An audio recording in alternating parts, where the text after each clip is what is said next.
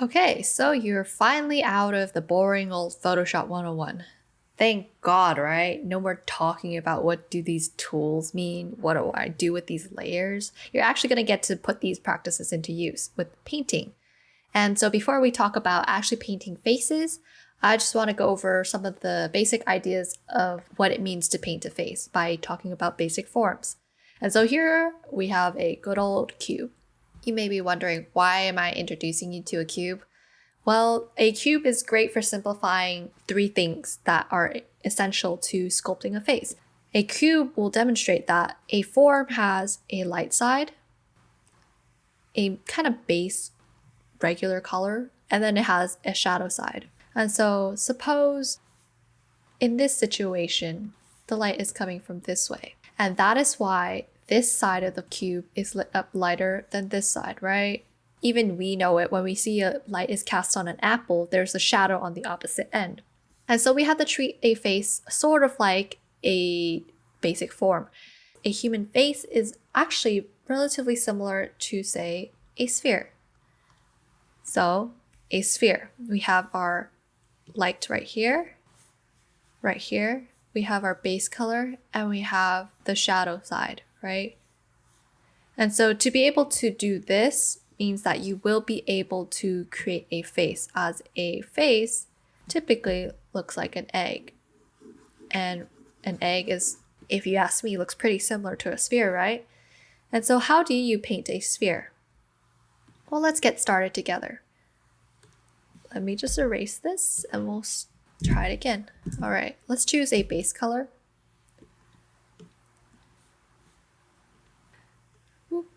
I just dropped that down using my hard brush, 100% hardness, right? That's your base color. Now we're gonna establish the light and the shadow side. So I'm gonna move this down a little bit because I'm feeling a little bit ticked off that it's not in the center. There we go. I'm gonna lock the layer, and now we're gonna add a light source. So we're gonna make our brush as big as possible so it transitions very nicely through the colors. So I'm gonna start shrinking my brush by pressing the brush size. And as we get closer and closer to the top, we're gonna keep shrinking our brush size until it basically reaches a point where it's like super bright, right? We're gonna add back some of that roundness, just a little bit, so you can just see that this rounds out, right? And if this sphere were like, say, a really reflective kind of shiny material, then you might see like a super strong highlight, kind of like that, right? But in this case, I'm not looking for that. I'm just gonna give it just a tiny bit, but not too much. So we have our highlight. Now, after that, we have to give the sphere a shadow, obviously, right? So to do that, we're gonna choose a darker color. Again, huge brush, huge. To sculpt that bottom side, we're gonna start shrinking our brush, shrinking our brush, shrinking our brush, shrink, shrink, shrink, shrink, until you basically get to the darkness that your original color was. Correct? Now, this typically would be enough if you're just drawing a sphere in the vacuum, right? There's no light is not bouncing around, not doing anything. Perfect.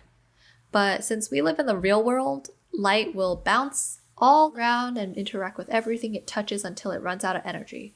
So that means we're gonna get ourselves a bounce light right in the shadow. So because light is gonna be bouncing off the floor, off the ceiling, right? So we're gonna take a slightly lighter color and just give ourselves just a slight bounce light. Not underneath here though, because this is where the sphere is sitting on the floor, and that means there's basically the floor is a shadow and it's only bouncing back shadow, so there's no light, correct? And there you go. You have a regular sphere. And to sell the realism that the sphere is sitting on the floor, we're going to give ourselves a good old shadow.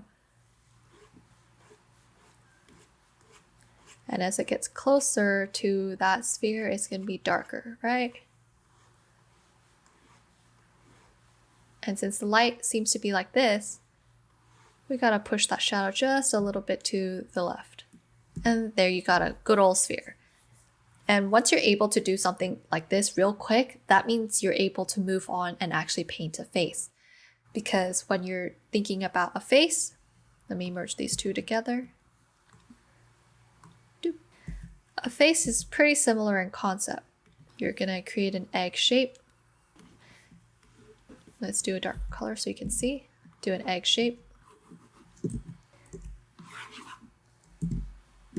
Do an egg shape. There we go. There we go. Just fix up this egg shape so it looks like an egg, or kind of like an upside down egg. And the face is going to have similar ideas. So if we have top-down lighting, that face is going to receive some shadow underneath here. And then we're going to have highlight on top of here. Right? And then all the different features of the face is where we get those interesting shadows, and then that's where it starts getting complicated. And so let me show you an example of a standard face. Let's see if I can find one. Here we go. This is just a screenshot of a standard model face that I took from Portrait Studio. It's really great for creating generic scenarios that you can then apply to your own art. And so as you can see here, the egg shape, and once again, this section here is darker than this section here, right? So we're seeing the highlight right over here. And then we're seeing those core shadows coming down here. And then everything else is just nuanced variations of those ideas, right? Like this is the base color, but since the eye socket recesses inwards, that's why we get ourselves a little bit of shadow here. The nose sticks out, so we're gonna get a shadow here. And since it sticks out, we're gonna catch some of that light from top down. And that's why this part is lit up. This part catches some of that light from top, and so on, right? And so let me just teach you how to draw a face before we move on to how to paint a face. Because drawing is such an important foundation for you to understand how a face is structured and how the proportions are met, that if you're not able to measure correctly, when you go to paint, you're just going to end up confusing yourself and getting really lost in everything. And so let me show you the proportions of a face. And so if you notice here, the distance between the eyes, the nose, the mouth, and all that, we're going to cut this up by drawing some center lines. When you think of a face, we're going to think of it in symmetry. And typically faces are close to symmetrical, but not quite, because we're human. Humans aren't perfect. Even celebrities aren't perfect, right? And so straight down the middle, you're going to see that the eyes sit about 5 eyes sizes apart. You get 1, 2, 3, 4, 5. And a good way to measure distance when you're considering this is that the size of one eye is going to be able to sit in between the 2 eyes. And so, see right there, sitting quite close to them, right? And if you look at it from the side, it's about half an eye. Half an eye. And at first you may feel like you have to measure these distance, which is fine. But as you do it more and more, you're going to start building up that muscle intuition, and your eyes are going to be trained to realize, okay, maybe this isn't quite there. Is this right? Is this measurement about right? And then you will no longer have to actually consciously think about these symmetry. So I'm just going to put this there as though it's like an eye of Sauron or something. All right, back to more measurements. So the face, being this size, can be divided up into 3 sections. You got your top section, your middle section, and your chin section. And you'll see that sitting right at the top of the eyebrow, bottom of the nose, bottom of the chin, the face kind of fits perfectly. And imagine if you had like a hairline, this is where it would typically go, right? So it would divide perfectly into 3.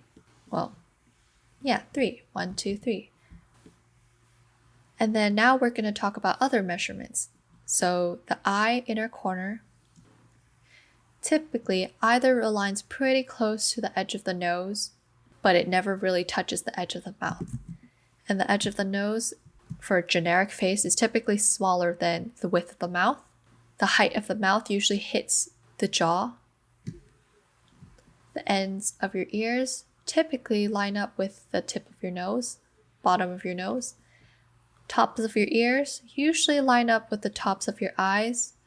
The eyes are always going to be smack center of the face. As you can see the distance, right? The eyes are smack center of the size of your head. So whenever you're drawing and you make your center line, just know this is where the eyes are going to go. Hello. And then everything else will be measured based on the placement of your eyes, right? So get that out of here. Edges of your eyes sort of line up with the edge of the jaw. And usually for females, the neck is slightly smaller than the width of the jaw, whereas males, they might be a little thicker because they have more neck muscles and everything. And so those are the basic measurements for drawing a face. Now, let's try to put some of these skills into practice by actually drawing a face, right? So let me just hide, delete these, delete.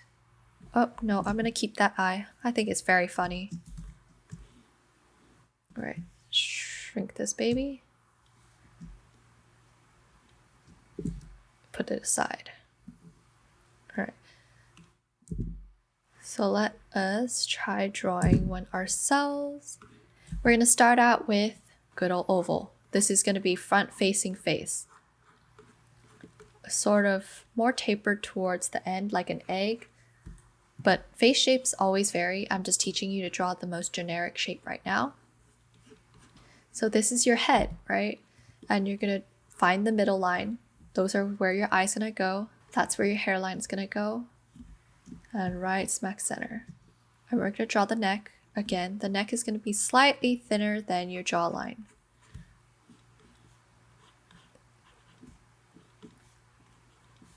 All right, so we got those measurements, right? And from there, we're going to start drawing the eyes. So an eye, we're going to draw a very basic almond shape. So it's going to look sort of like a teardrop, sort of like an almond. Like a half crescent. Draw on our pupils. They're going to be slightly closed like this. Draw in the under eyelid. Repeat again. Make sure you're thinking about the distance between them. Again, we're going to draw ourselves some irises.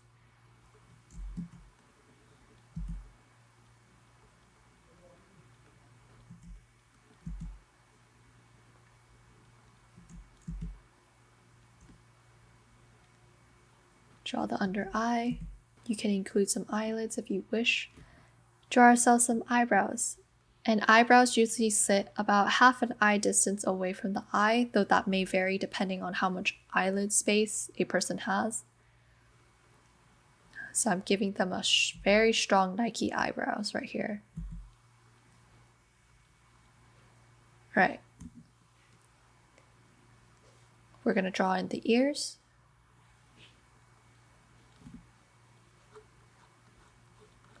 And the nose is going to sit somewhat close to the ends of those ears. So let's draw in some nostrils. And these nostrils indicate that this nose is very generic, super basic kind of nose. The mouth is going to sit slightly lower. Usually when you draw a mouth, you kind of want to think about it as a mountain rather than a straight line, because you have the Cupid's bow, you have the little divot. The lips also vary, but that's typically how you would approach drawing a mouth in the first place, right? Not everyone's going to have the Cupid's bow, but on average, people usually have it. And again, we're going to make sure the mouths are far enough. The ends of the eyes are meeting the jaws. Inner corner of the eyes, about the distance of the nose, right?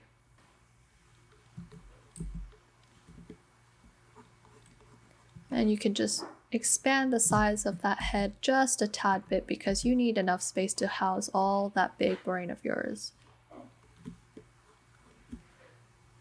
And then we can just erase away some of these guidelines.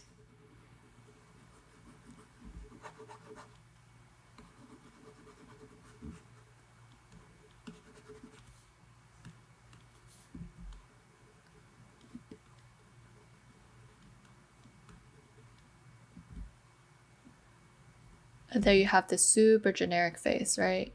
Is a human face. It looks somewhat recognizable.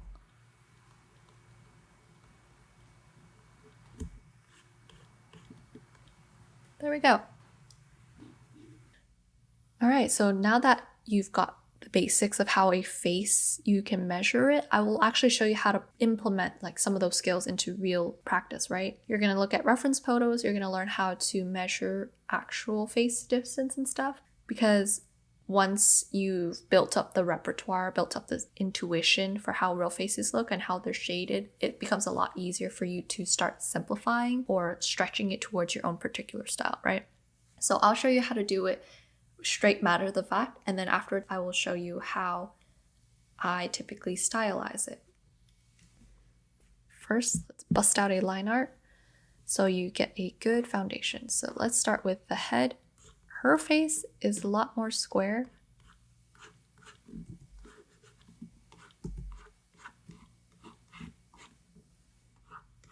The middle lines, really helpful for guiding where you want to go.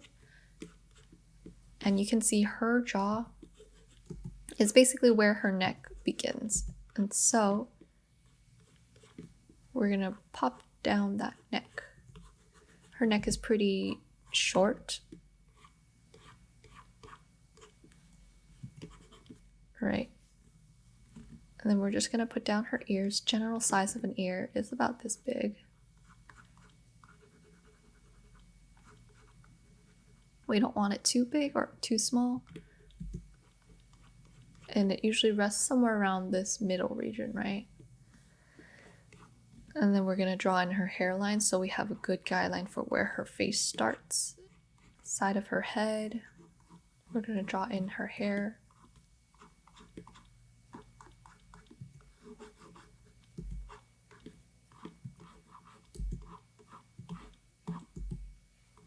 Her bun we're just gonna represent as a big old lump for now. Let's not worry too much because when we paint, we're gonna be able to paint in those shapes, right? So her hairline is right here. Her bangs are gonna be here. So middle of the face, we're gonna establish where her nose is. This is where her ears are. Oh, let me use a color that's better seen. This is where her ears are, where her ears end, right? And her nose ends slightly below that. So we're gonna make sure it follows that. So her ears are gonna be slightly above.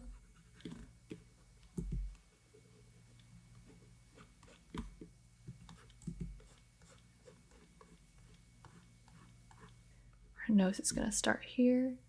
So we can put down the nostrils already.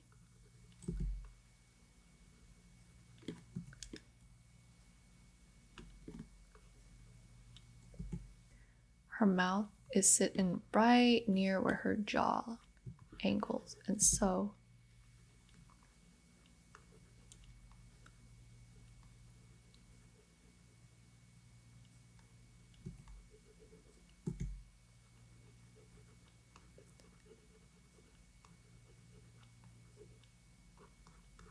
establish her bottom of her lip. Her bottom of her lip's pretty close to the chin,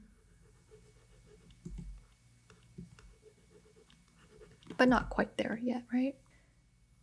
And we can see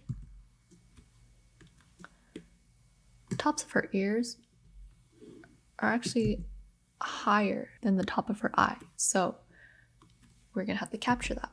So it also seems like her ears are sort of lopsided.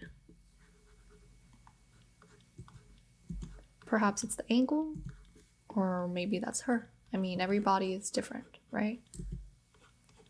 And that's why it's really important to really hone in your observation skills and be able to use various features to measure reference points. And that'll help you a lot with like likeness and everything.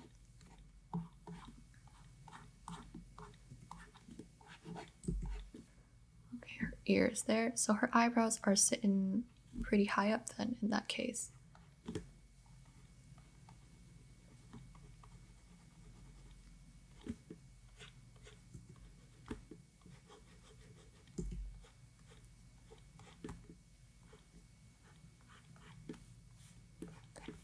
Her shoulders are definitely sloped. You can see based on the way she tilts her shoulders, kind of like that. So we're gonna have to capture that.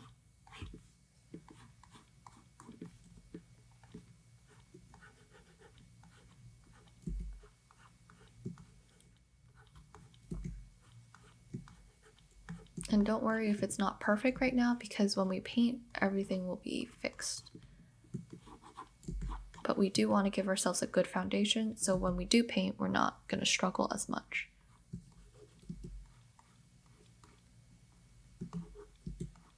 Right, her eyebrows have to be the same height or else it's going to look real wonky.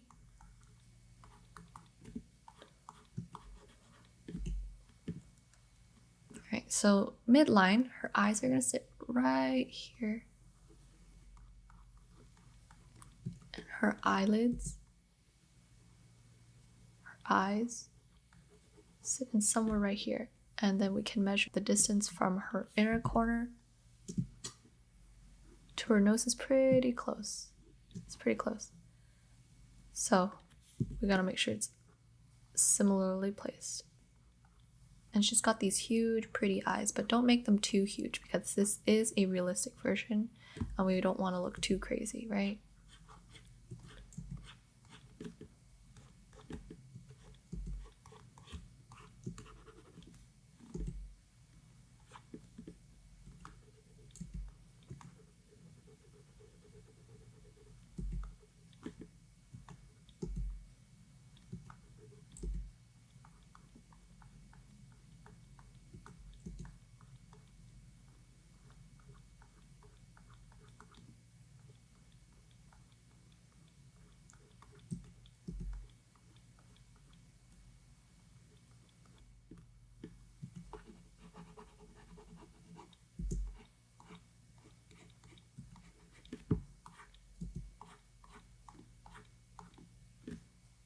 Best way to check if your proportions are right, zoom out, zoom all the way out.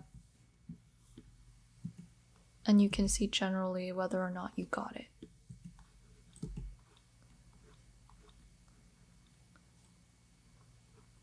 Alright, so we got a good foundation and now we can start actually painting and putting in our values. So let's do a nice, sort of lighter, on the lighter side, medium kind of color as our base value.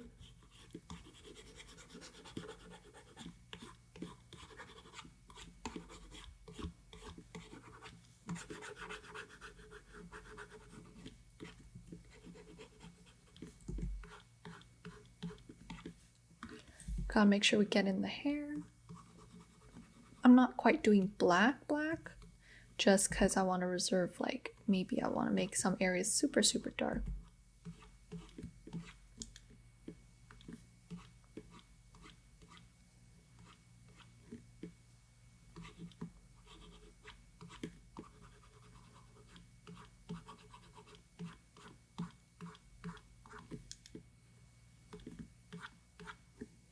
Alright, we're gonna establish our core shadows. So this half of her face is slightly darker than this half. And even though the contrast is pretty low, you still have to keep that when you're doing it. So we're gonna establish that right now before we forget it, okay?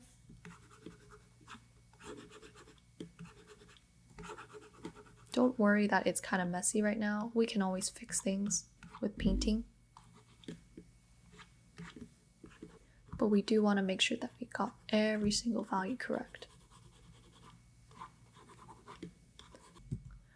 And the best way I find to identify whether your values are correct is squint at your picture, and that helps you limit the amount of information you're actually processing, and you can focus more on the values. And so you can see whether or not your values are working on the large scale.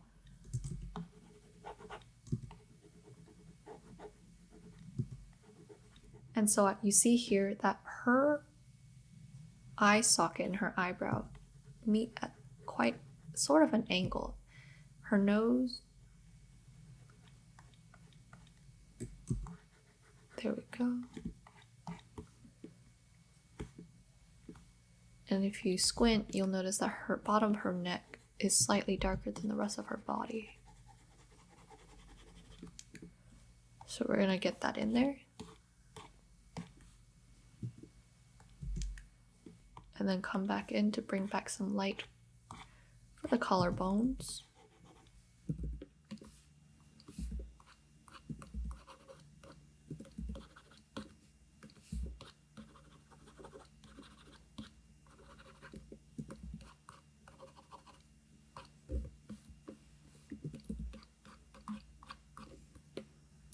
Alright, now we gotta get some core shadows around her eyes. So we're gonna color pick this and we're gonna go darker in value. And since the eye socket wraps underneath the eyes, we're gonna get slight shadow underneath. And her particular facial feature, her eyebrows will dip sort of kind of like that. Right? So we're going to bring out our soft opacity brush, do a quick transition to capture that kind of indentation for her brow and her nose.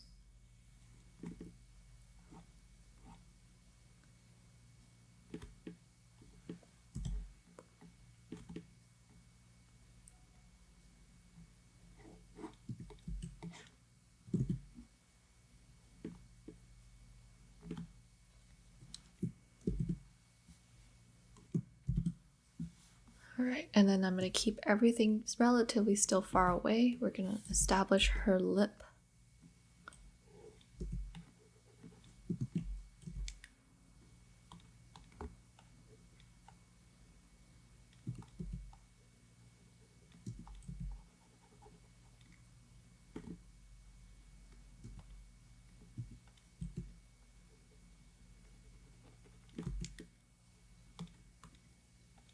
But before we do the bottom lip, I gotta come in with the chin, because you can see when you light the face, the mouth sticks out, right? So that means it creates a slight shadow underneath the lip, following the rest of the face.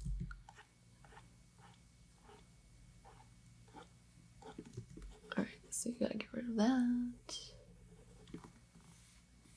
And so you're gonna have a slight cast shadow right here.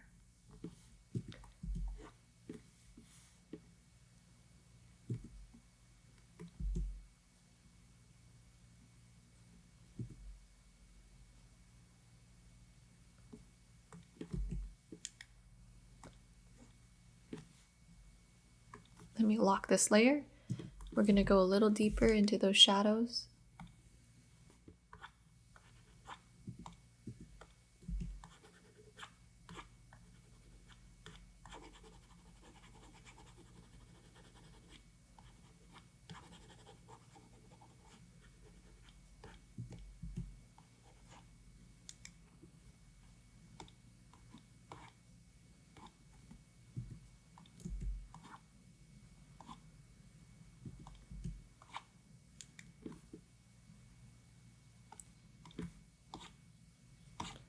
I'm also just going to add a little texture brush to play it up a little bit so it doesn't look so boring.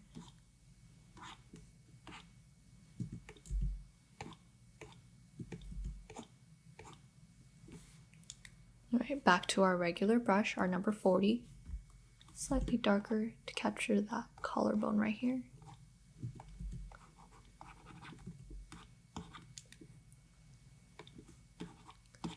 We're still very rough in the stages, and so now we're going to actually try to sculpt out her nose. Her nose has this beautiful cast shadow right around here. So we're going to try to capture that using a soft brush.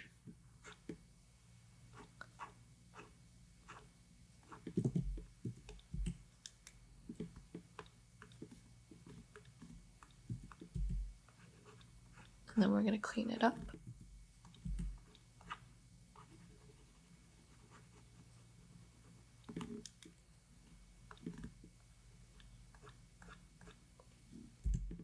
At this stage, you also want to put in some of those cast shadow that's under her nose also.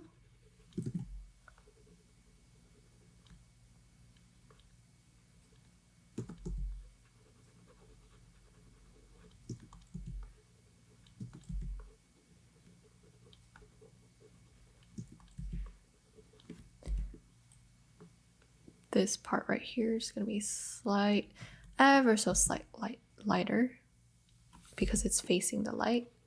And you want to be careful when you're doing edges, because if you do it too crazy dark or too crazy contrast, you're going to end up looking too crazy of a contrast. You're going to end up looking like this. And that's reserved for harsh lighting, not for soft lighting like this. So we're going to follow that same kind of lightness back into her face, where her eye socket just about gets that light. And maybe the side of her face also gets a little bit of that light, because I think the light is coming from our left, right? We're also going to shape out her nose. Look carefully, it seems that the shadow is coming from this way. So be careful. And at this stage, I like to try to do the eyes before I then go in and merge the two layers and start actually painting, right? So let's get the eyelids. And so this part's gonna be dark. Her eye socket right here is gonna curve out to represent it's a round shape.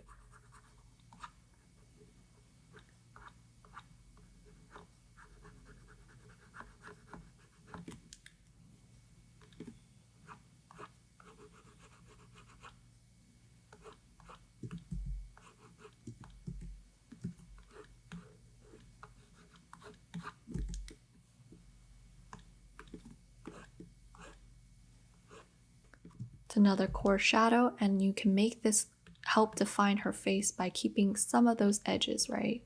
See, like that sort of edge. And then there's that bounce light we remember. So we gotta bring in a little bit of that light.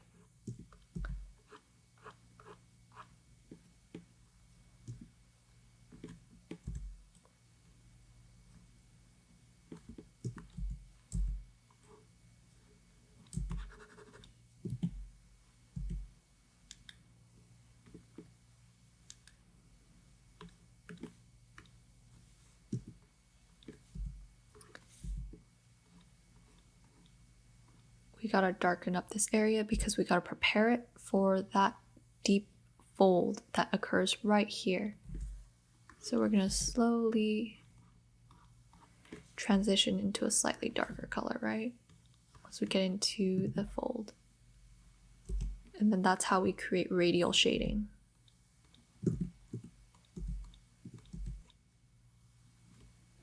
Same thing goes for this side. Follow her eyelids.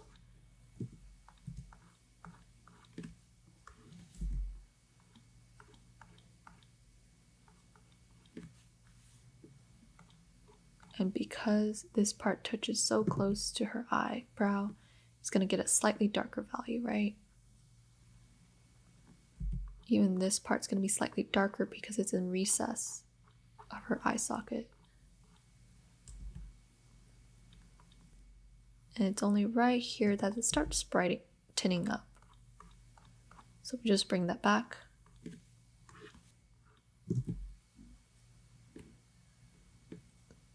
Just like that, okay.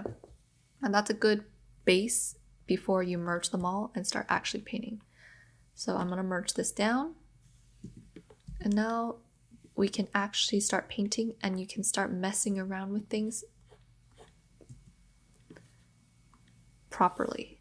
Because when you have lines, you're going to be restricted to just those lines. And so once you merge it, you're going to feel a lot more free to paint based on silhouette and big shapes rather than painting based on lines, right?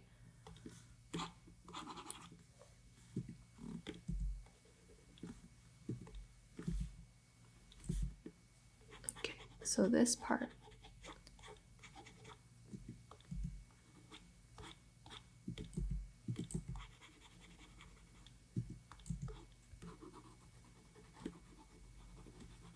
You're going to notice that her shoulder pops out like this.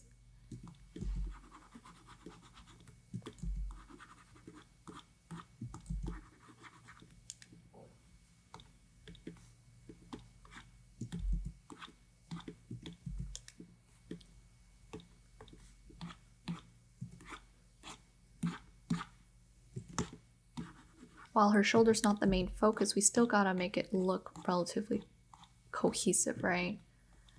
Can't just neglect it just because we don't care about the shoulders. No, no, no.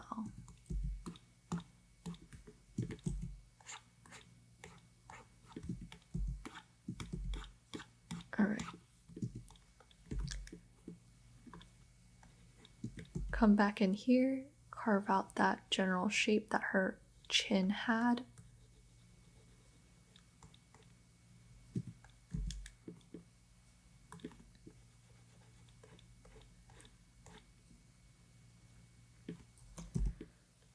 We're going to use our lasso tool to get sort of a cleaner edge and get rid of some of that line that we had before previously.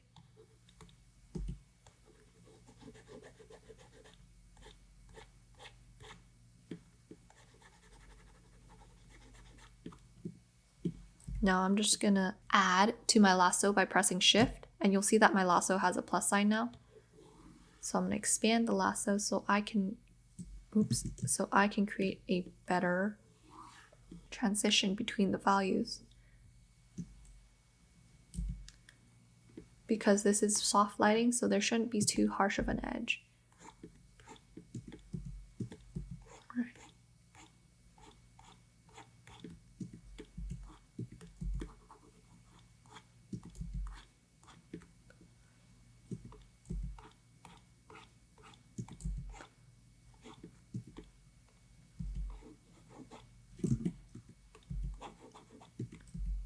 Remember to pay attention to your values by squinting ever so often. Try to zoom out a little bit so you're looking at the big picture rather than the small picture. And now you see I've gotten all the values pretty smooth, but we've lost a lot of the interest, so we gotta bring back some of those edges, right?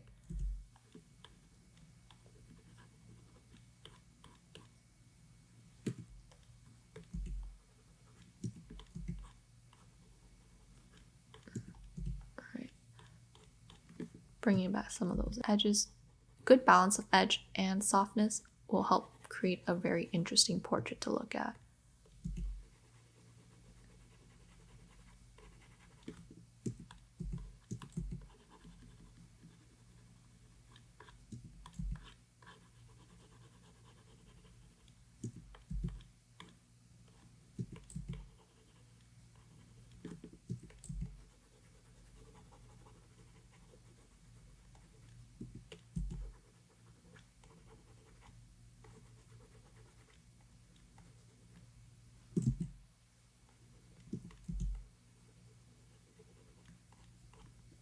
And I now notice while I zoomed out that her shoulder is way far away now.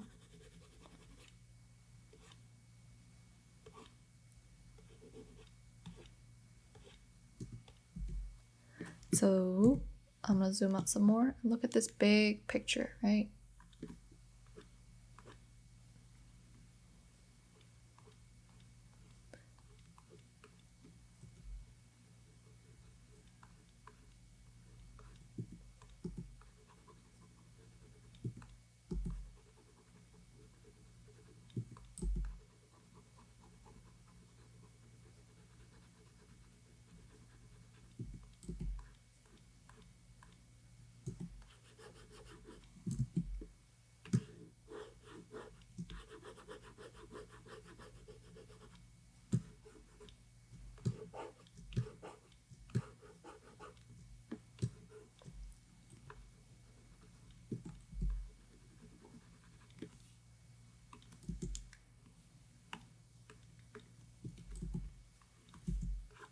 Because I didn't like the value I chose for it, I locked the layer.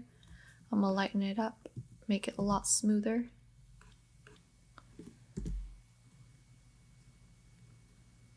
And then I'm gonna come in with a slightly lighter layer, just oh so slightly, to carve out that kind of collarbone, you know? Same idea here. Smooth out that shoulder. Make sure the collarbone actually makes sense and we're not just stuffing a whole bunch of values.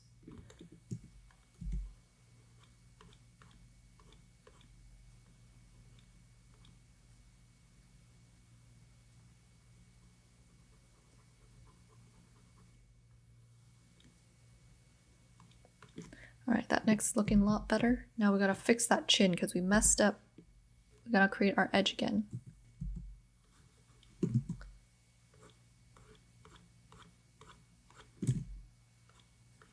Jump back in. And I'm gonna unlock the layer now and then actually start painting over those lines. This ear is gonna be in shadow just because it's behind the face.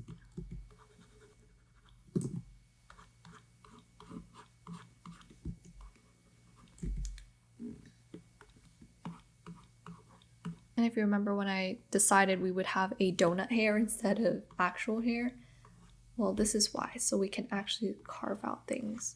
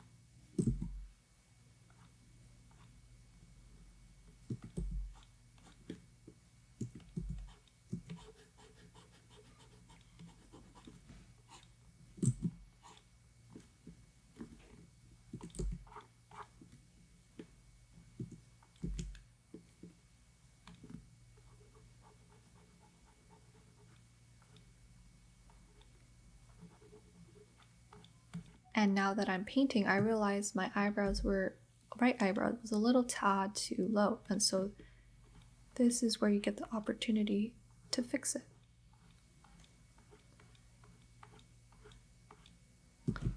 And just cover it up, right? Sort of like doing makeup. If you ever done makeup, then you know how to carve out features. It's basically the same idea: highlights, shadow, contour.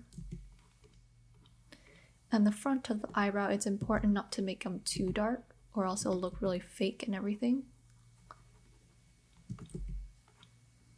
Now you can see on her nose, she has this distinct shadow right here. And there's some slight bounce light that comes back here, so we're going to bring that in.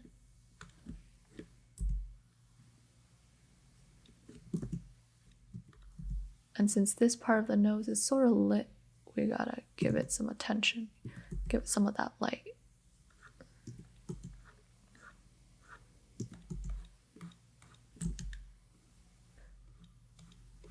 I'm gonna fix up, cover that up, continue covering up things because we were silly and didn't erase before we merged. So if anything, be smart to erase.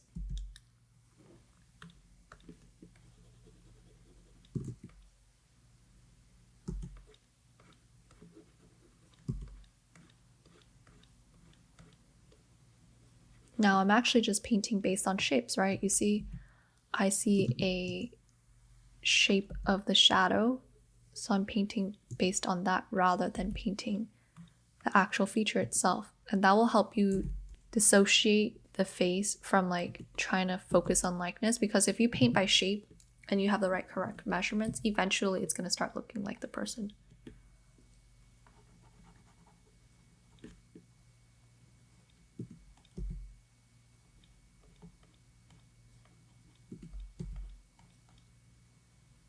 Now her eye whites are a lot lighter than the rest of her face.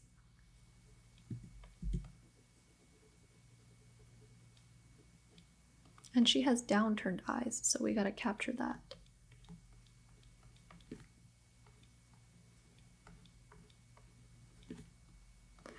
This eye is in shadow, so we gotta make sure we also capture that information.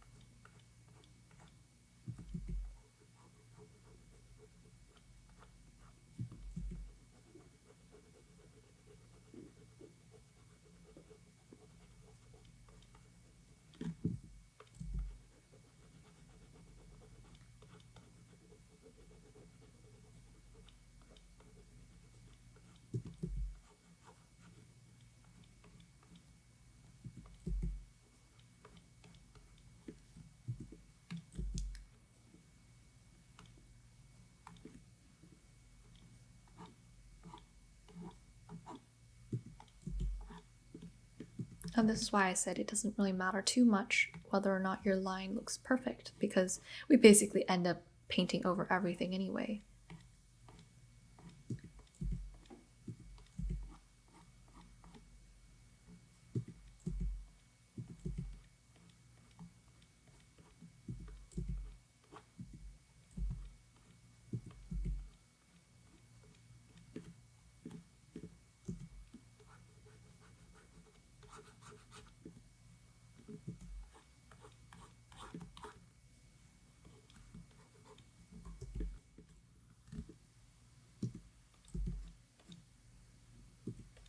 And so her eyebrows aren't quite as far out on her side of her face, so we're gonna show that.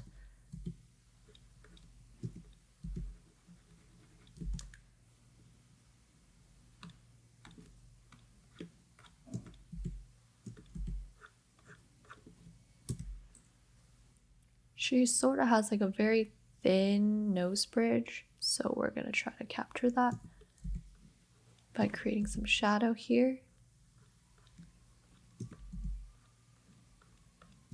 We're also gonna soften that up. And we're gonna actually get in her nostrils, which are sort of at a slant if you see them correctly. So I'm gonna erase that so we can get them better.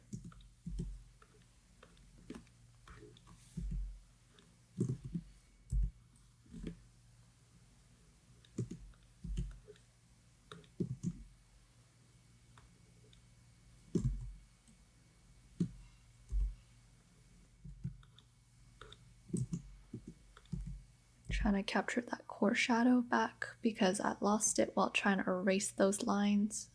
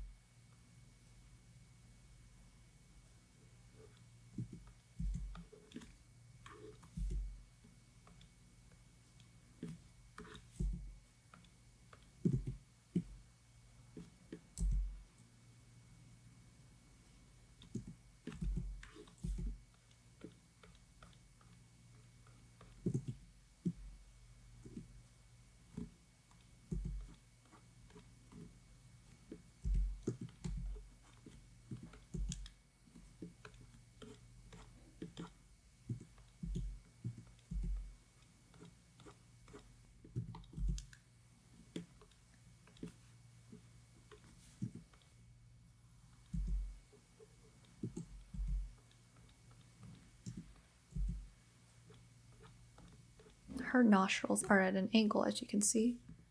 So we gotta capture that. And so what I'm looking at right now is how am I gonna capture the shape of her nose bridge, right? And the way I'm gonna do it is I'm gonna come in with a highlight, but not too bright. We're not using white, because if we use white, we're gonna end up looking way too bright, right? Look really fake. We wanna use a color, value that's looks like white, basically, when we put it on.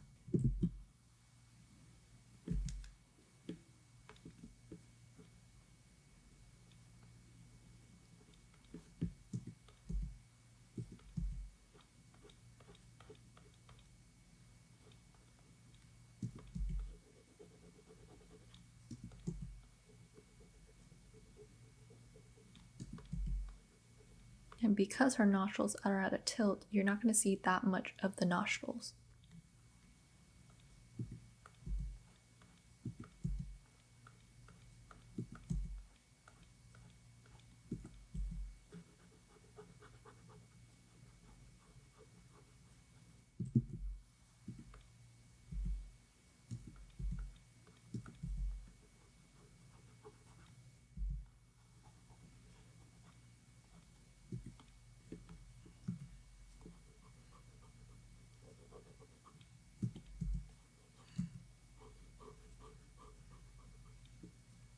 And because I notice now that her face is a little longer than I want, I'm going to come in, do a bit of liquify. We want this tool. We're going to bring down her whole face. Hold a sec, let me get the picture up on my screen so I can actually see. And then now we're going to actually go back and liquify. So, liquify. Alright, so her face is slightly too high, so I'm just going to bring everything down a tiny bit. Just a tiny bit, not too crazy. So, we fixed it slightly. See, her proportions are slightly different.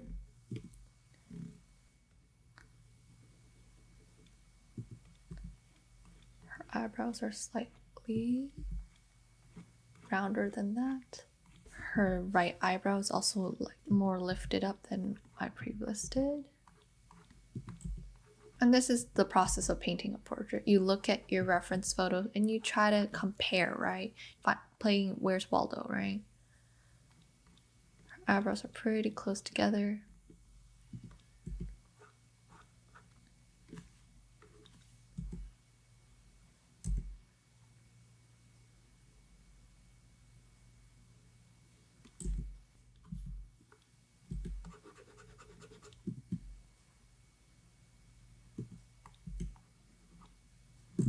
Now I just regret that because I realized it wasn't the right value. It's fine, you know?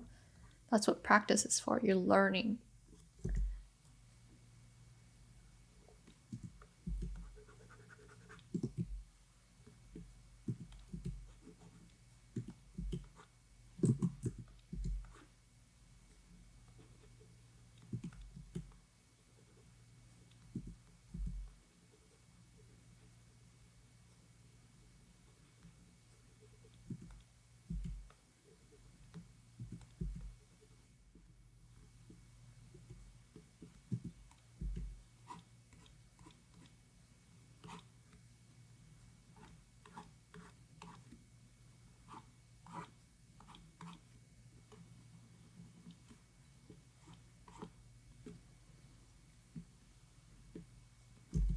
And we'll just also add in the nose ring since it'll help make her look more recognizable. So we start out with, for metal jewelry, we always start out with the darker value first.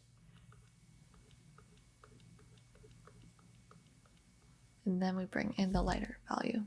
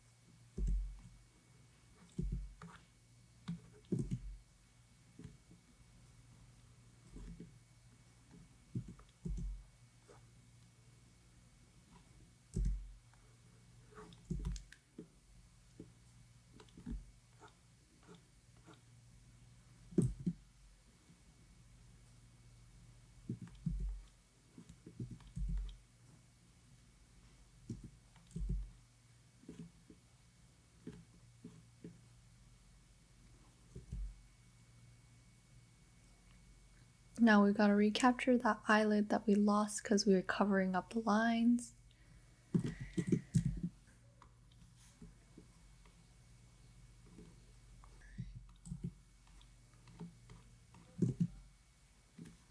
Sort of there. It's okay. I'm just doing this for...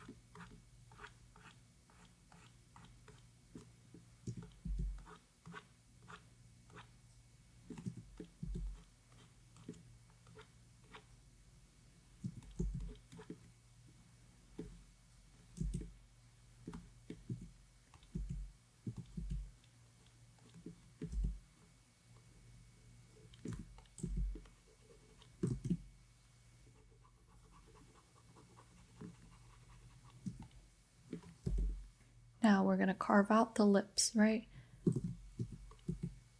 So the center where her lips are parted are gonna be in dark shadow, basically almost black from far away, so we can keep that. But the rest of her lip are not gonna be black. So right now I'm just carving out her opened mouth gape. She has a slight upturn on the corner of her lip.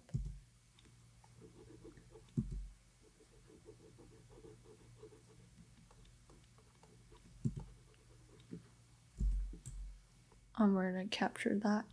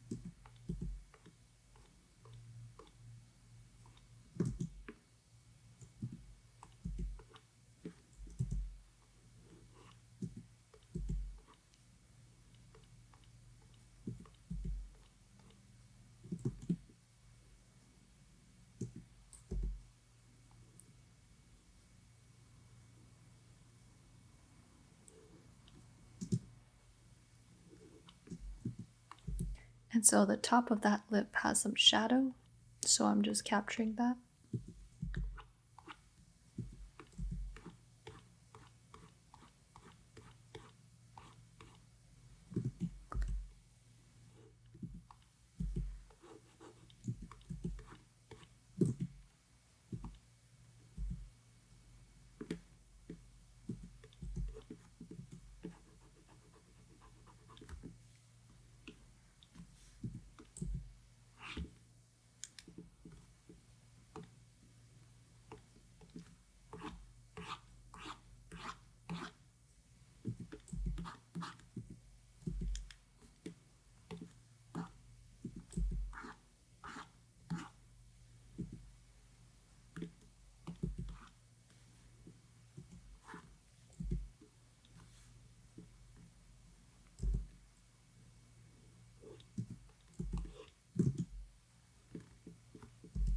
And because this side of the lip is in the core shadow area, it's going to receive a darker value, especially there.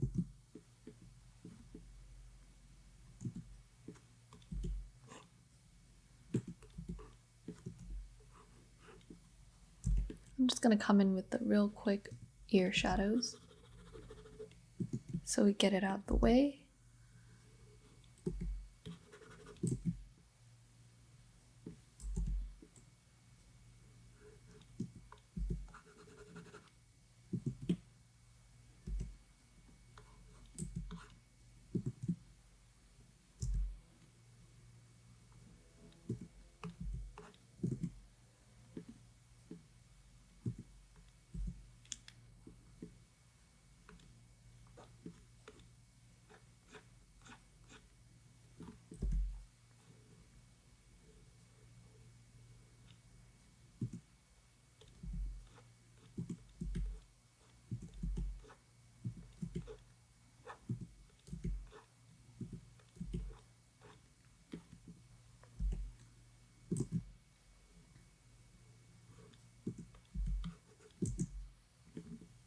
Right, so it seems that I lost a little bit of that edge that was on her nose, and so I'm just gonna come back oh so slightly, give it back to her. Especially where her nose ring comes in.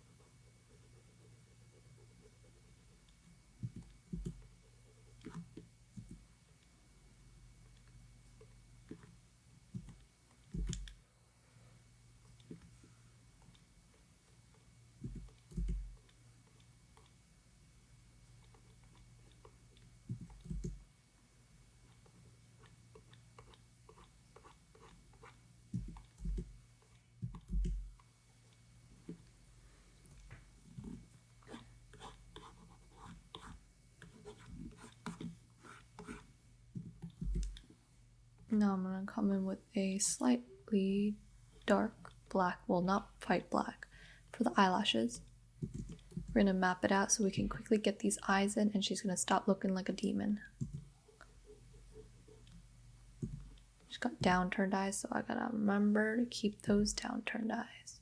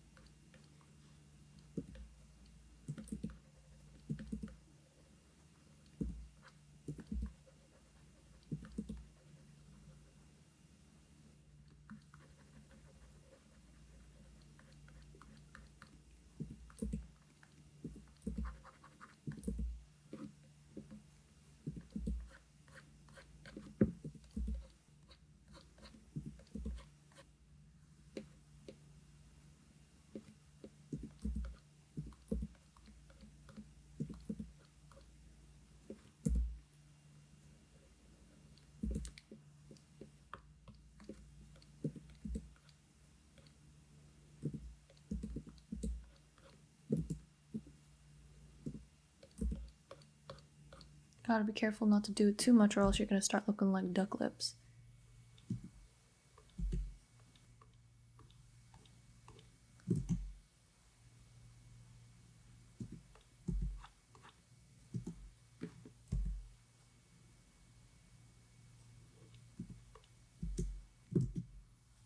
Her lip shape is similar to the duck lip. I would not go too overboard, or else you're gonna mess up the whole thing. And you're gonna have a pain in the ass trying to fix it.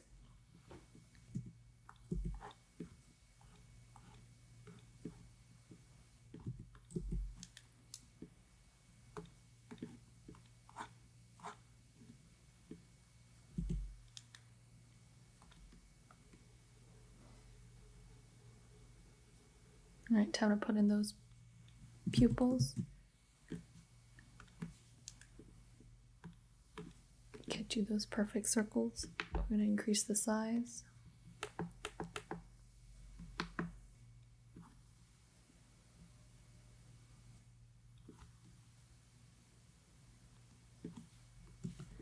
Erase away.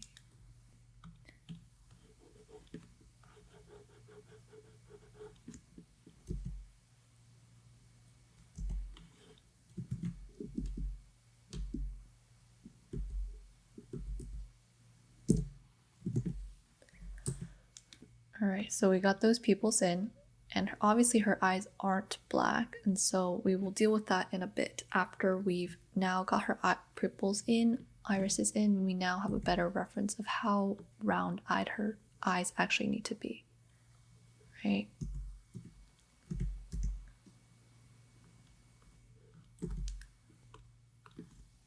Want to capture her eyelashes using a soft brush.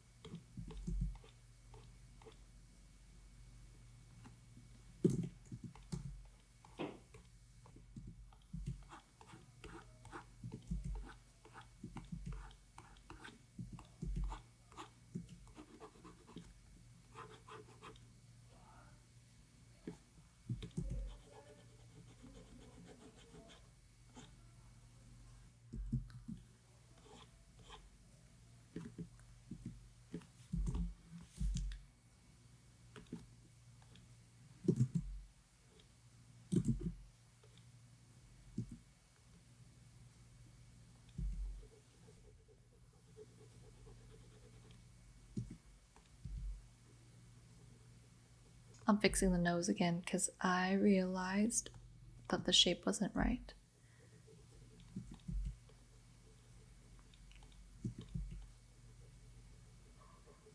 And so you can see, even I have issues trying to get likeness right, and it just takes a little bit of more practice and time before you're able to get likeness down.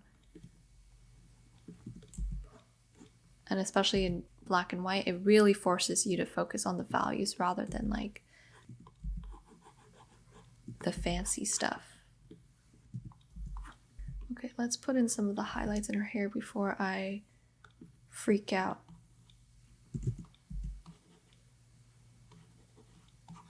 So this side of her hair is gonna catch a lot more of those highlights than the other side, right? Especially these two strands right here.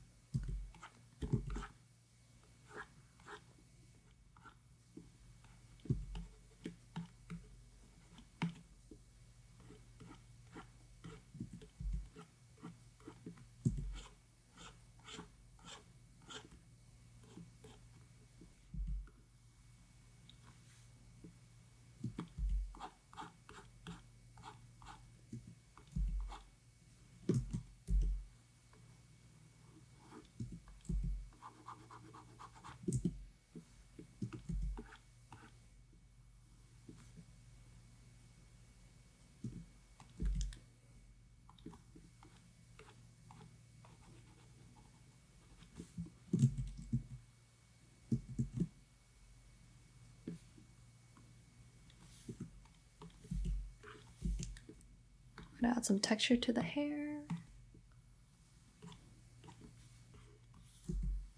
Nothing too crazy in value jumps, just because this is a very soft kind of value transitions.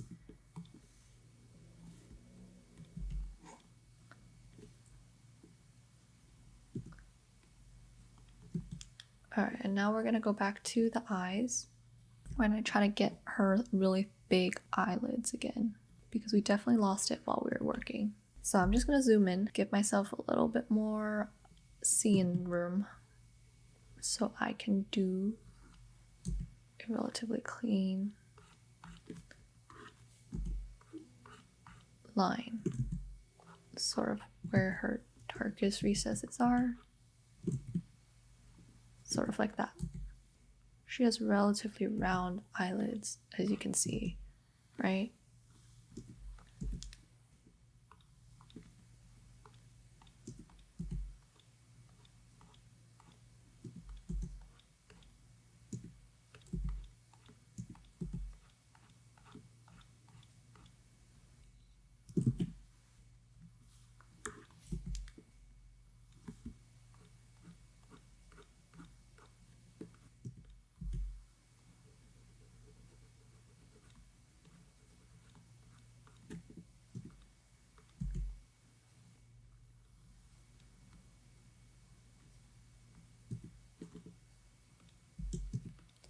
And so for her inner corners, there are some shadows, but we're not using black. We're just using a dark gray to capture that. And we're going to do her muscles of her eye.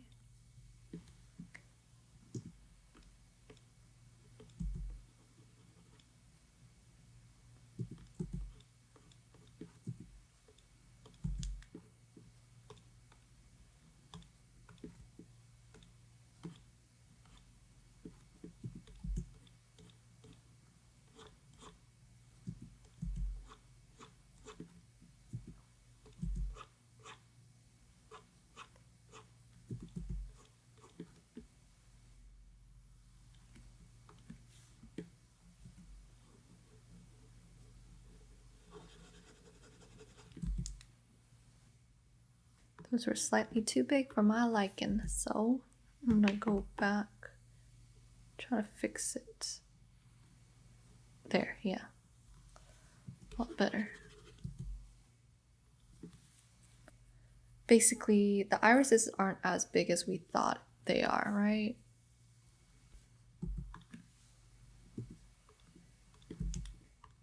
I basically love using my number 40 brush. It works so well for everything.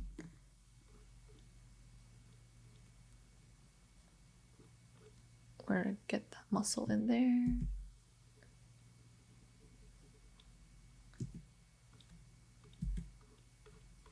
We're gonna bring back some of that light on the eyelid because it is not that recessed, it's not that hooded.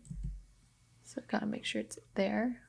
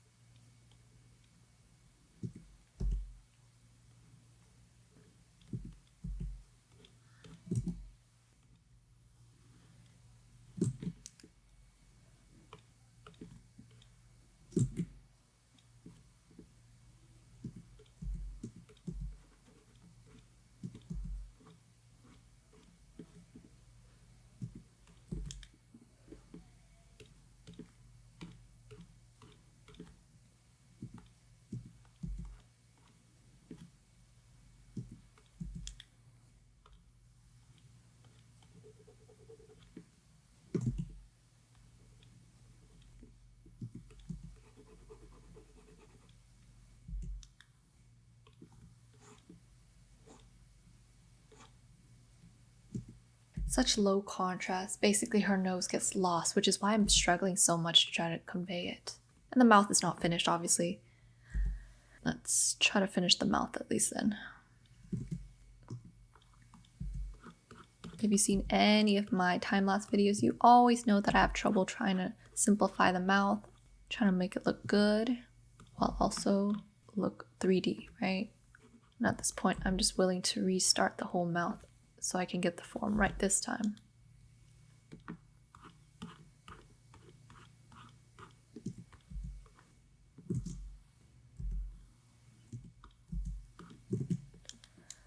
Okay, let's see. And since I don't believe she is wearing too much makeup, her lips usually will probably blend very well into her skin. So that's why I'm doing this kind of like mixing of her lips into the skin.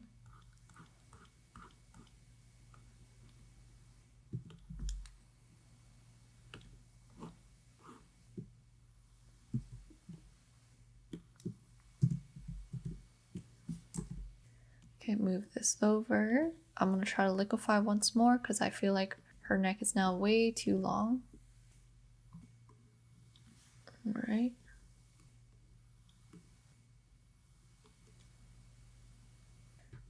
Okay, much better.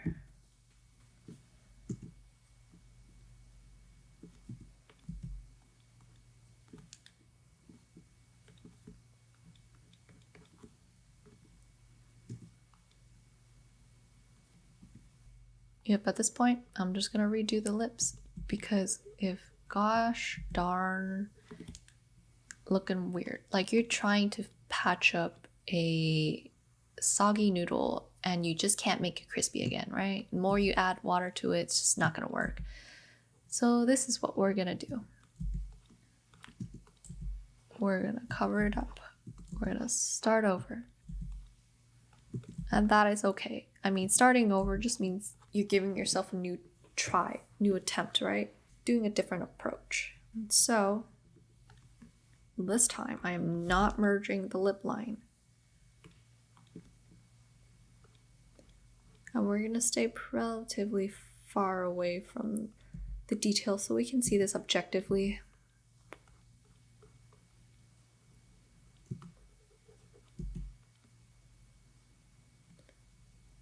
Corner of her mouth reaches further than the inner corner of her lip.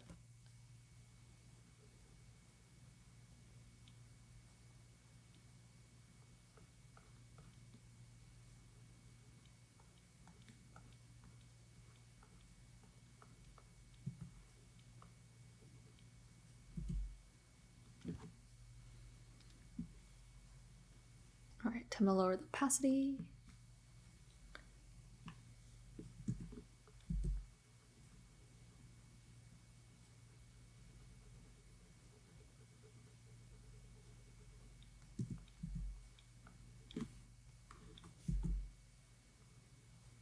Oh yeah, I jump around when I work, but obviously you don't have to do this. This is just a way for me to work out things that I immediately see before I forget about them.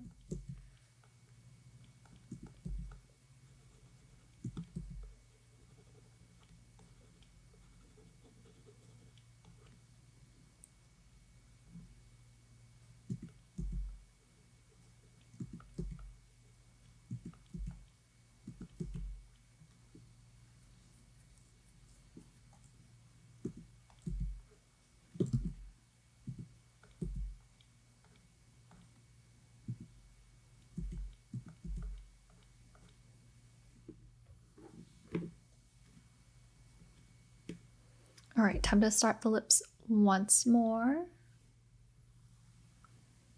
This time we're going to use better use of our soft brush to capture that form. So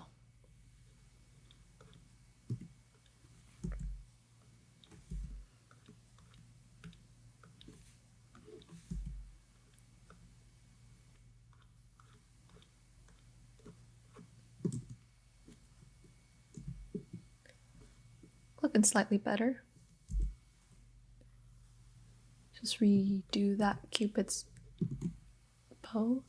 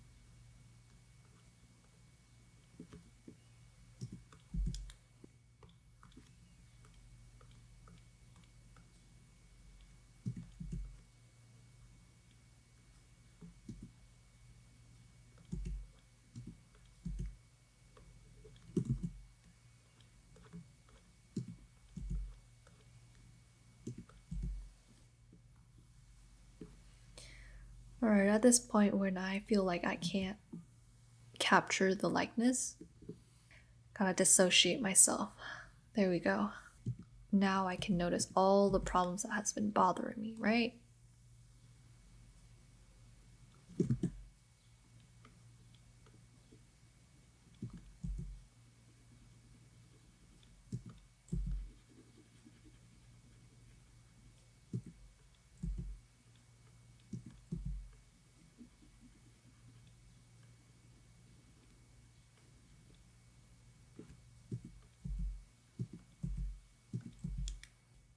And that's what's so great about Photoshop. You can flip your canvas and see everything that's wrong. Unlike in real life, can't do that unless you magically somehow got a Flipperoonie machine, in which case, please give it to me. I would like to have it. Thank you very much. I'll sell my soul to it.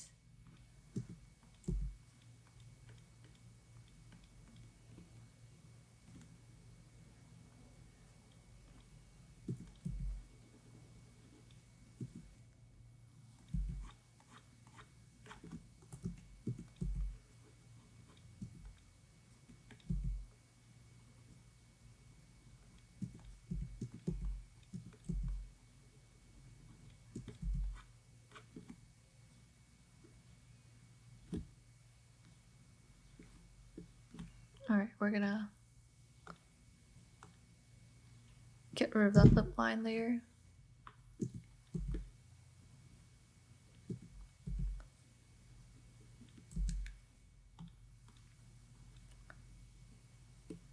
Work on creating that 3D form.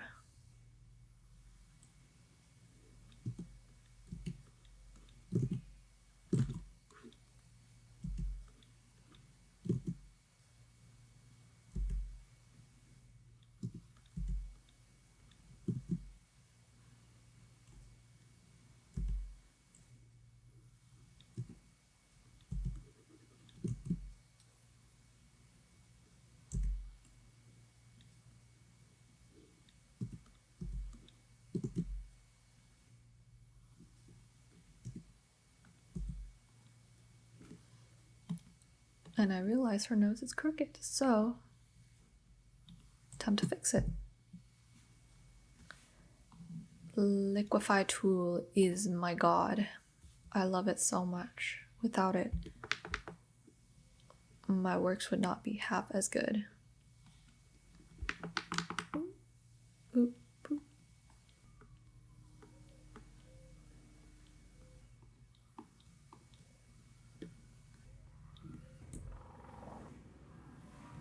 Spicy. There, that's a lot better.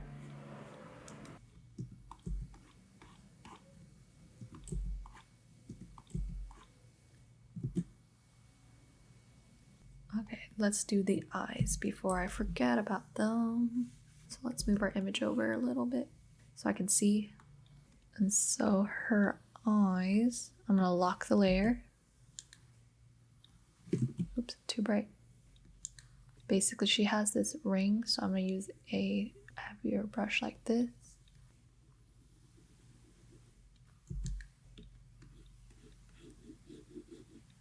And the tops are gonna be darker because they are in shadow.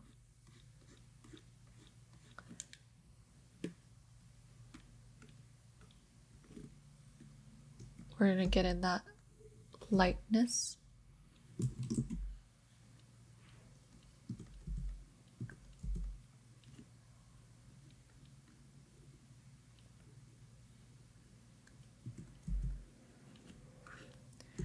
And then we're gonna put in our pupils.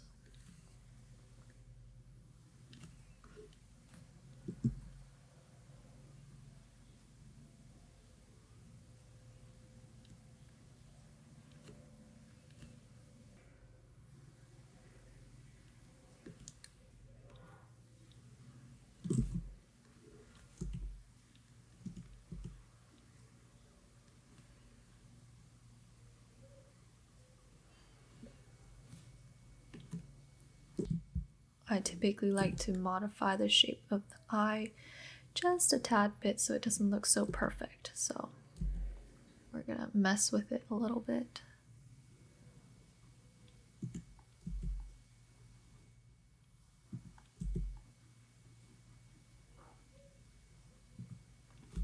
But we're gonna make sure that we keep the core darkness and the core lightness, right?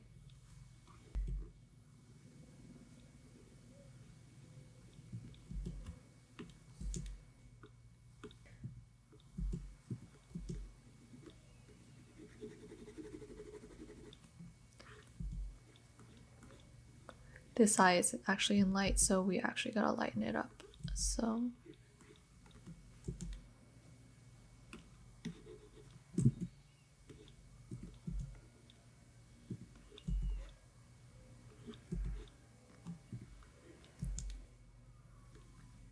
I'm gonna use this type of brush to create sort of a fuzzy iris because it seems that based on the photo, the filters that was applied to it, her irises look fuzzy and almost like blown out.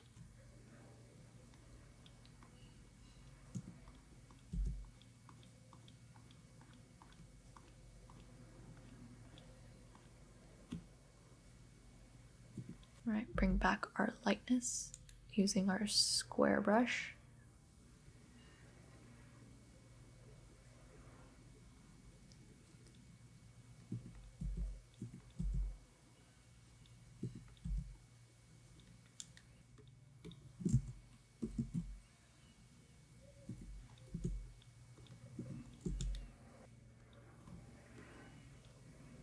Gotta be careful not to mess up that kind of darkness versus lightness kind of balance.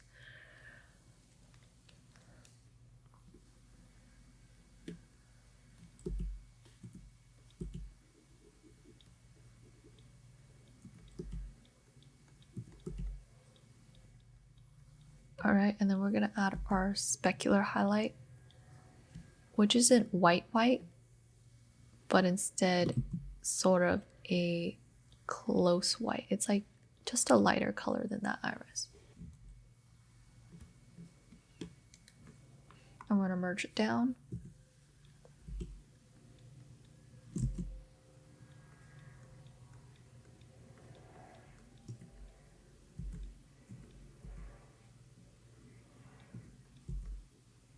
And fix whatever I feel like I want to adjust.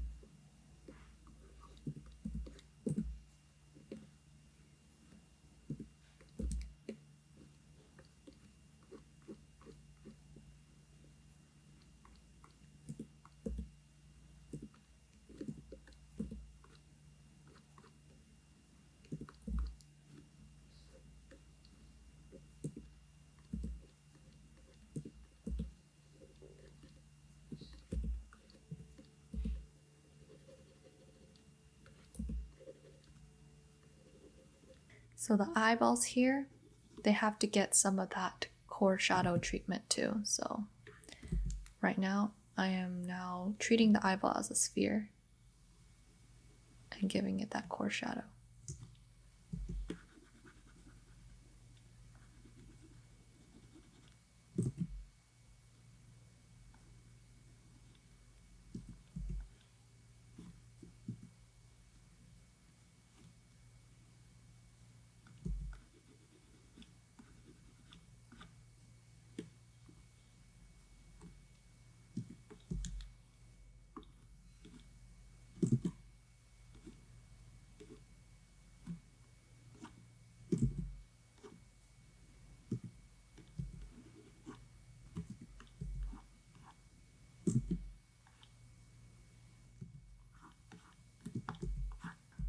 Okay.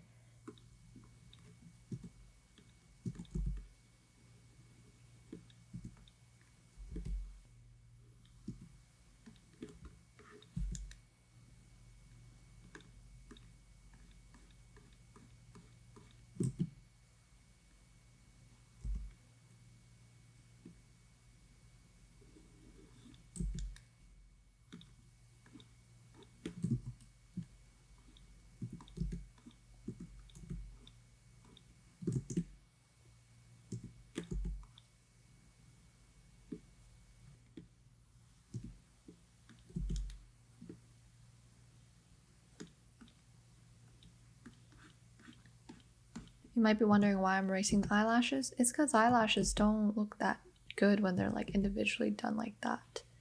So you gotta treat them special, you know? You gotta squint your eyes a little bit when you're looking at your eyelashes.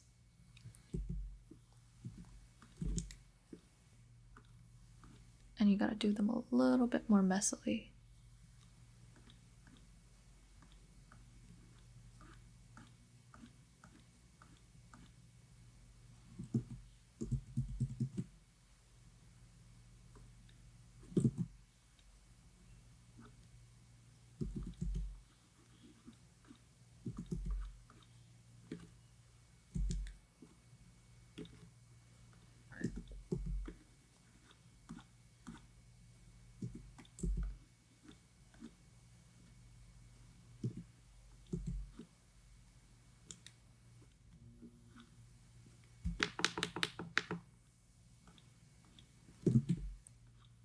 Gotta bust out the good old trusty pressure point round brush, right?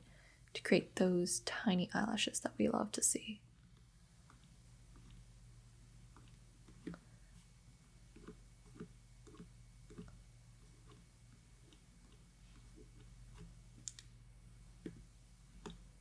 And we gotta smudge them out so they don't look so distinct. And they're actually part of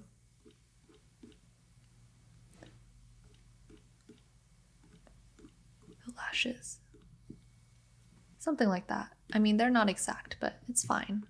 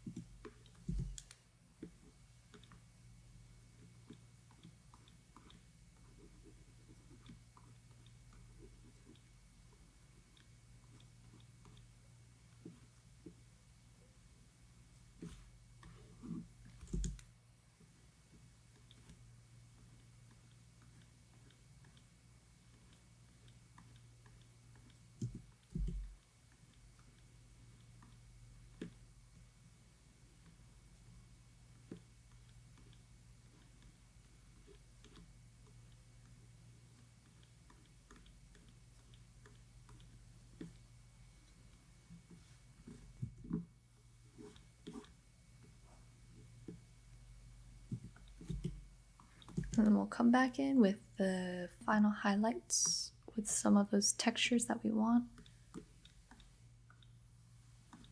Exaggerate just a little bit, but not too much or else you're gonna go crazy.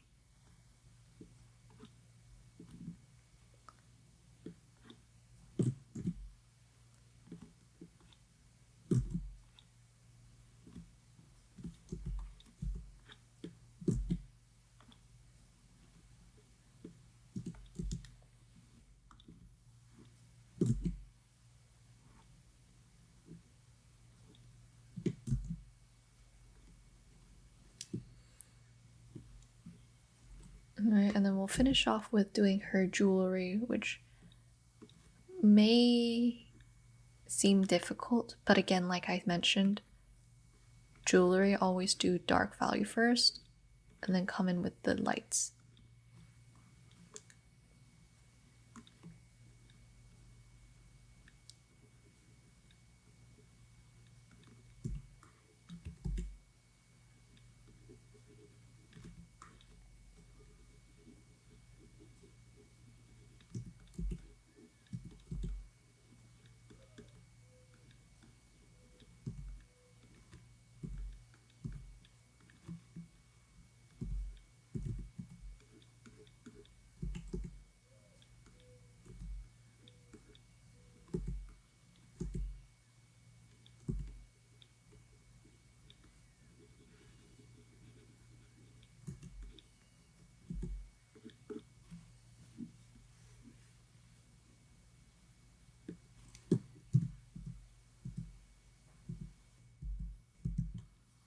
And we notice now that her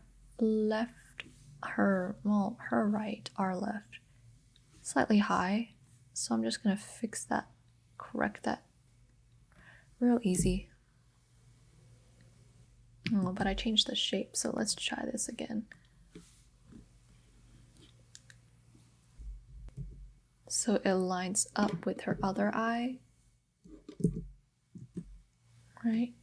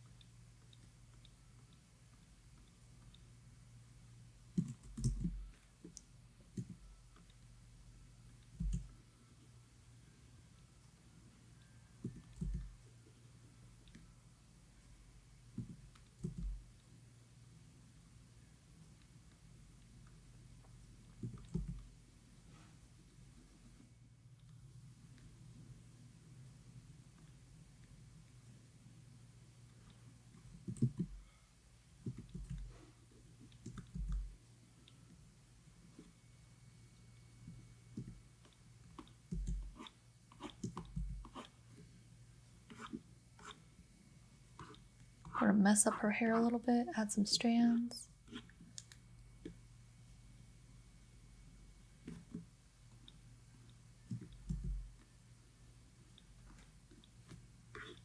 And then change our brush to be super small to get that super deep crevice.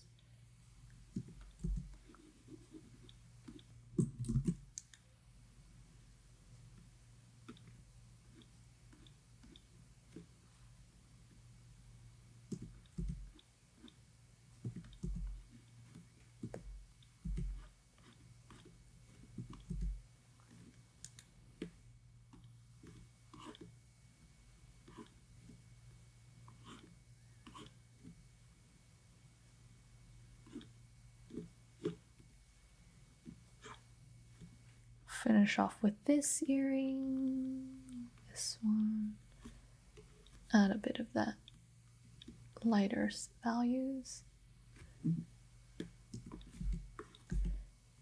Do her necklace.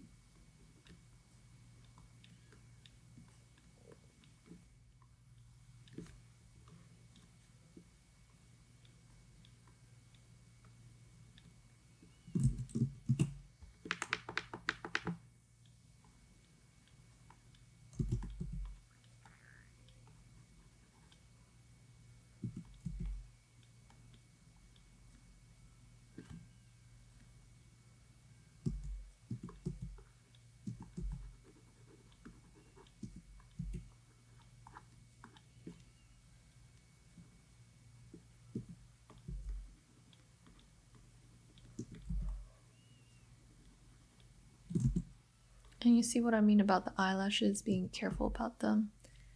From far away, you don't really see them. So honestly, what's the point of drawing those individual lashes unless you're gonna do close-ups, right? So I'm just gonna fix it right now so it looks more accurate to the photo.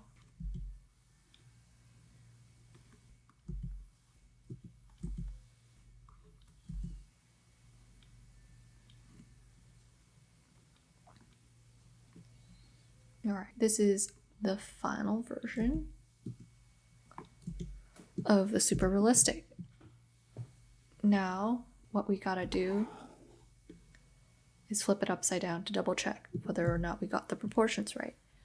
So once we flip it upside down, immediately I already noticed some issues, right? So what you gotta do is image rotation 180. And now we're gonna do some liquify, last minute liquefies to fix everything. Because we got the values and everything.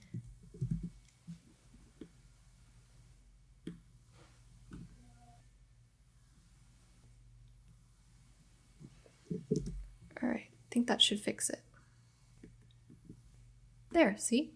Magic, like magic, right? Basically liquefy and flipping your canvases back and forth, making sure that you're disassociating the face. You want to make sure it doesn't look like a face at this point. And so now we're going to try to stylize it. And when you stylize it, you have free reign. So you do not have to be so concerned about getting the proportions absolutely correct. Because stylizing, the point is to retain the main features, but to simplify in a way that still makes sense, right?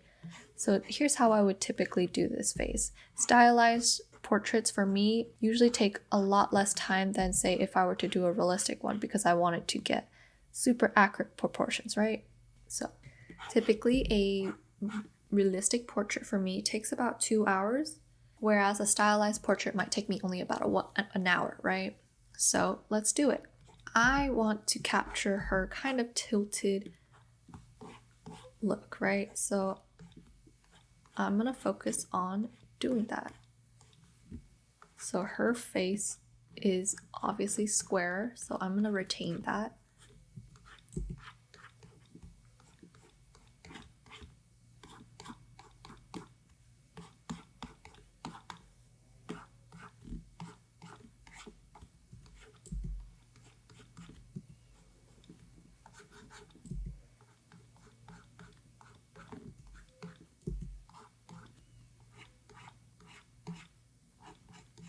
And I'm just going faster now because this is stylized, and so it's much less about getting super accurate proportions, rather more about getting the feel of it. And so I'm doing this very quick, very loose kind of feel.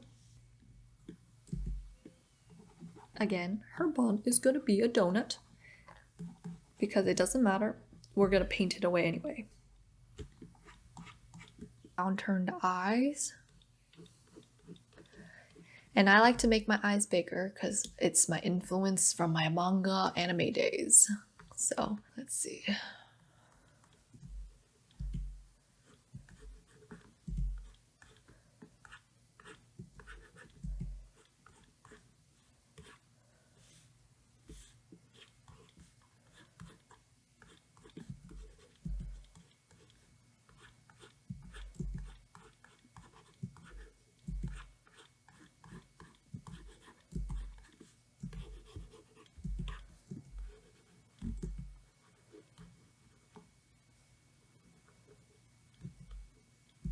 Again, her ears are higher than her nose, so you gotta maintain that.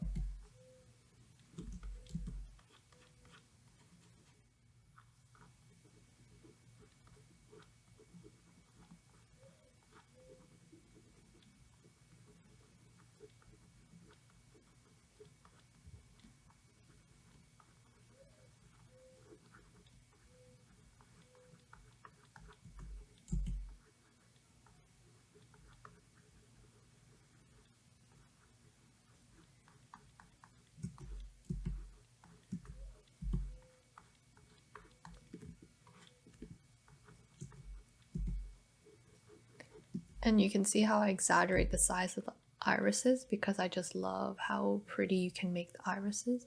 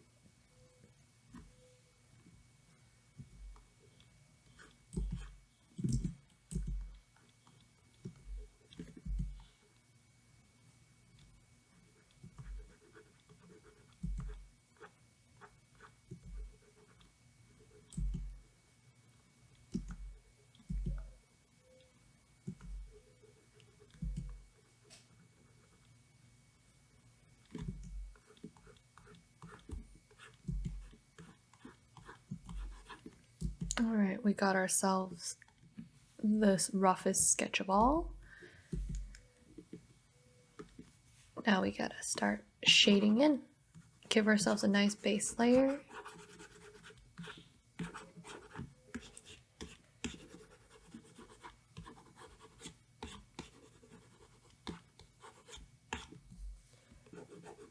And because this is stylization, that means you can take some liberties about how you shade.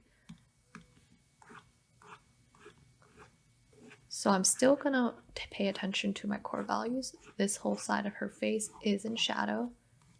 Her bangs are in shadow. That part's slightly in shadow. But we're also gonna showcase off how simplified you can make things.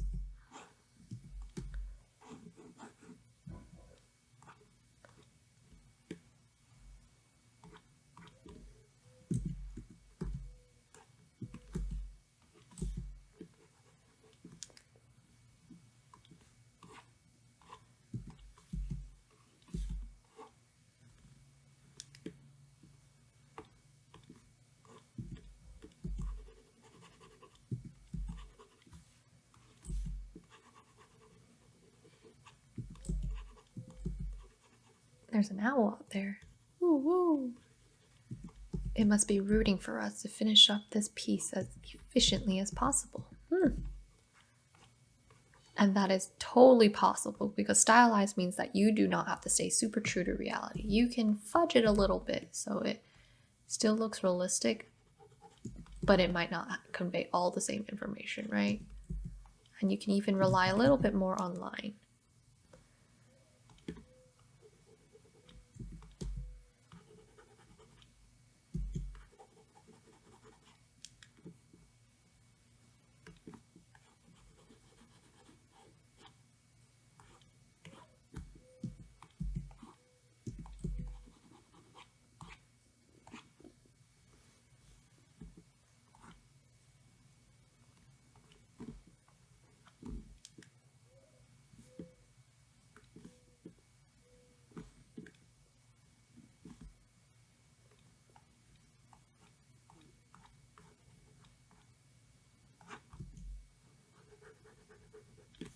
Oops.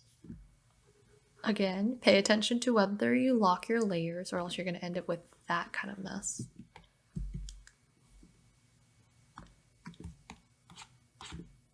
And you can be even more expressive.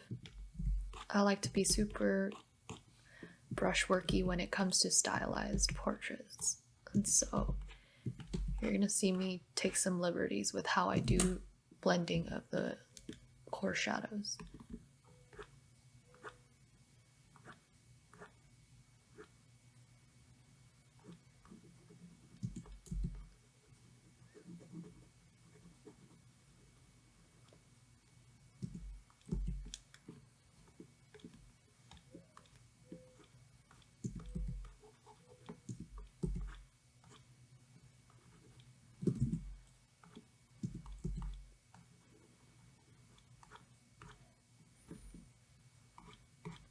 All right, we're gonna also put in the hair before I forget about it.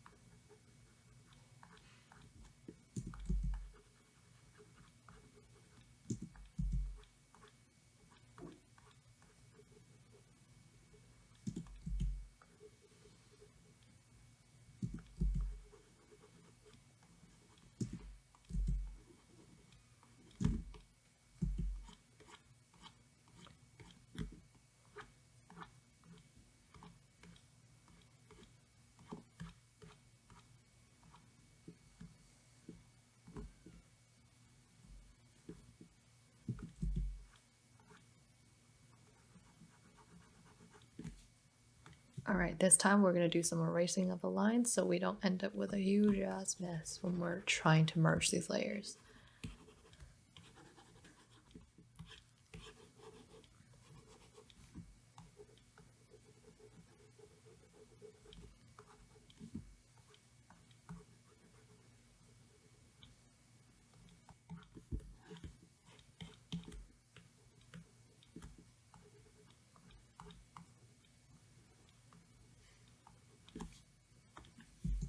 All right, let's get in those irises first. Or not irises, those corneas.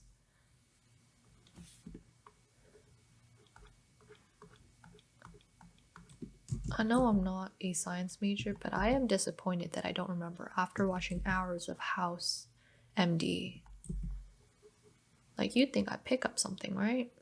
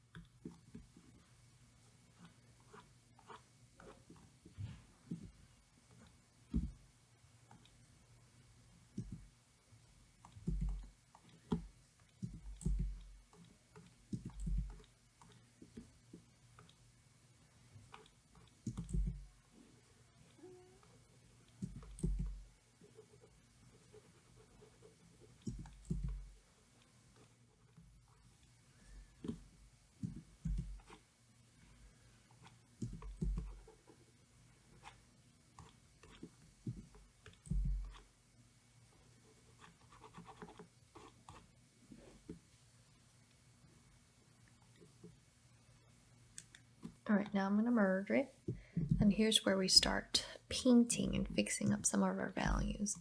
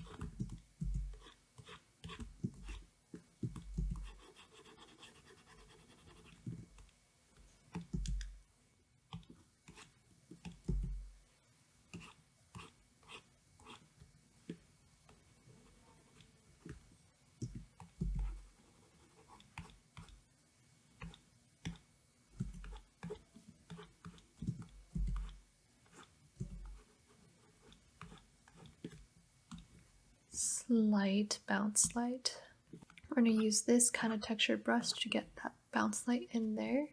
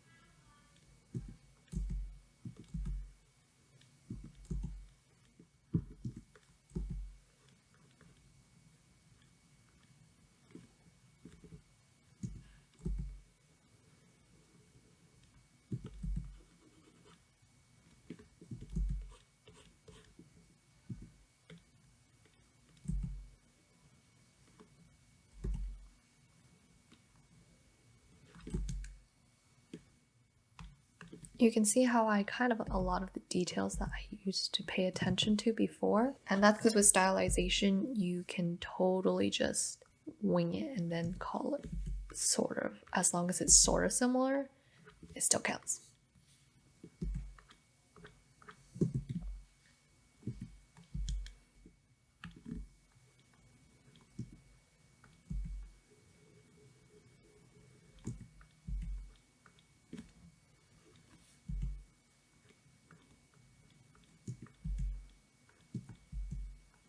But even with stylization, you always got to remember core values are the most important. Because without core values, your work's going to fall through.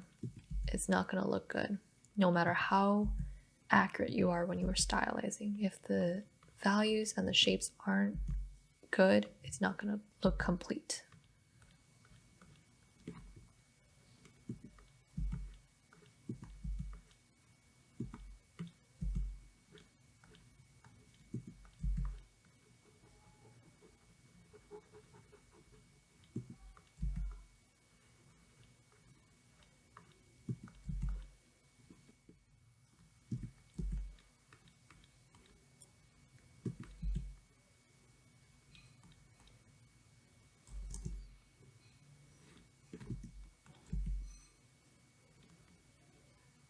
And when I do stylize, I like to leave a lot of my edges rather than blend it out, which is why you see me mostly using the hard edge brush rather than like switching back to my soft brush.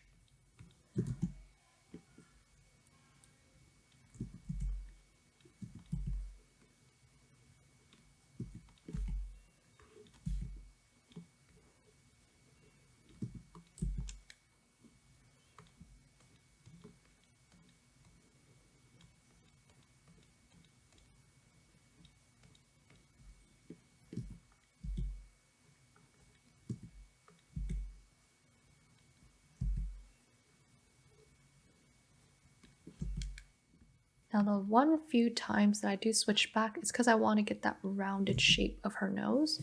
And so to do that, you gotta use a soft brush.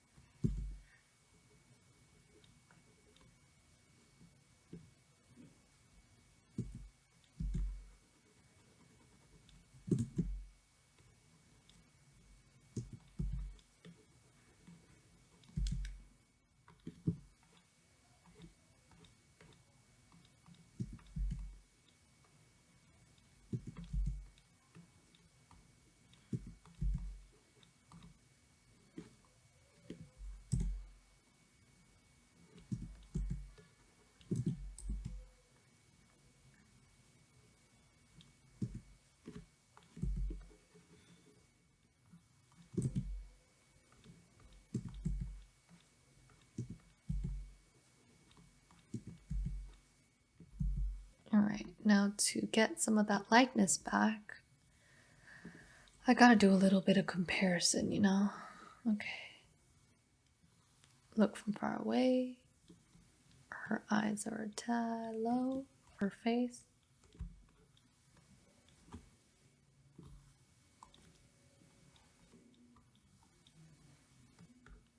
I'll fix the ear later. But you can see I try to make her eyes more downturned and try to fix up some of that exaggeration. That should help a little bit. I will now fix her ear.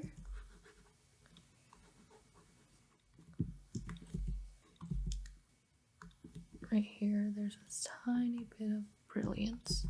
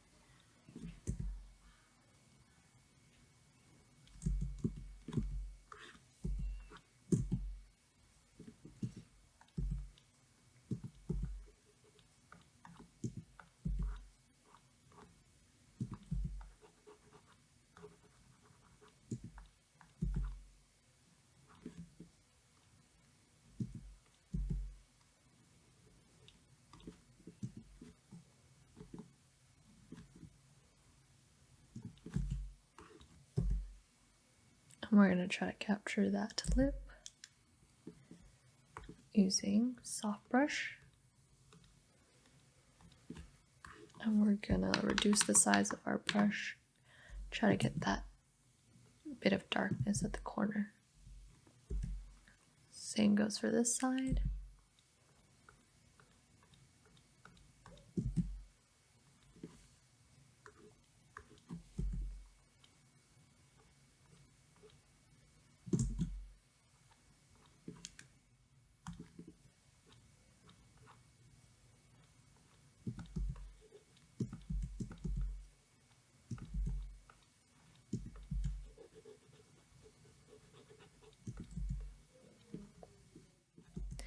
Then we're going to come in with that highlight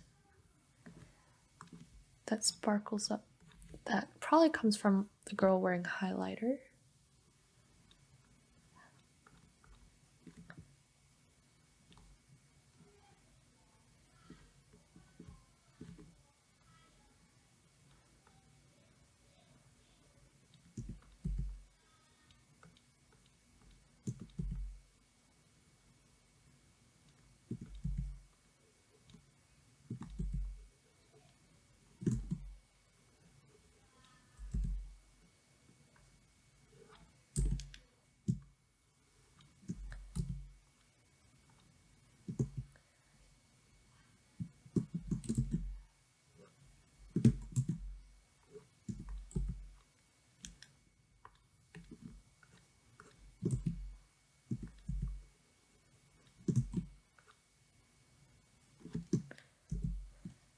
I'm going to add a tad of darkness right here after I fix that nose up.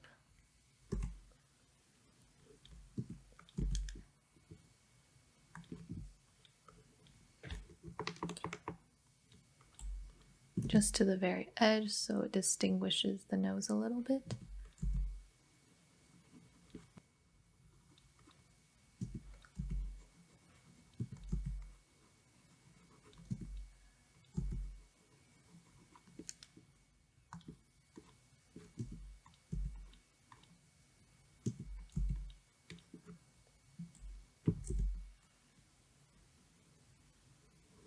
And we're going to get that eyelid crease.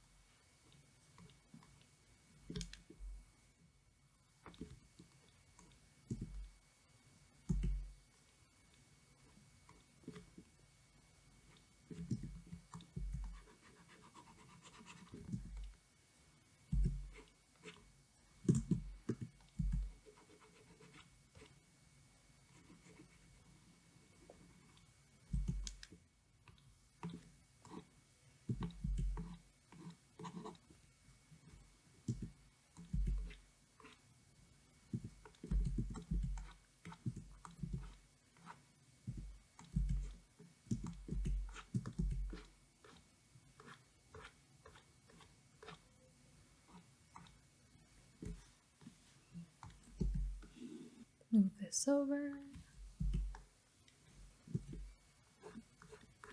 Now we're nearing the final touches. And it's only been about 30 minutes since we started, right? That's how much faster stylization goes because you're not concerned so much about the details.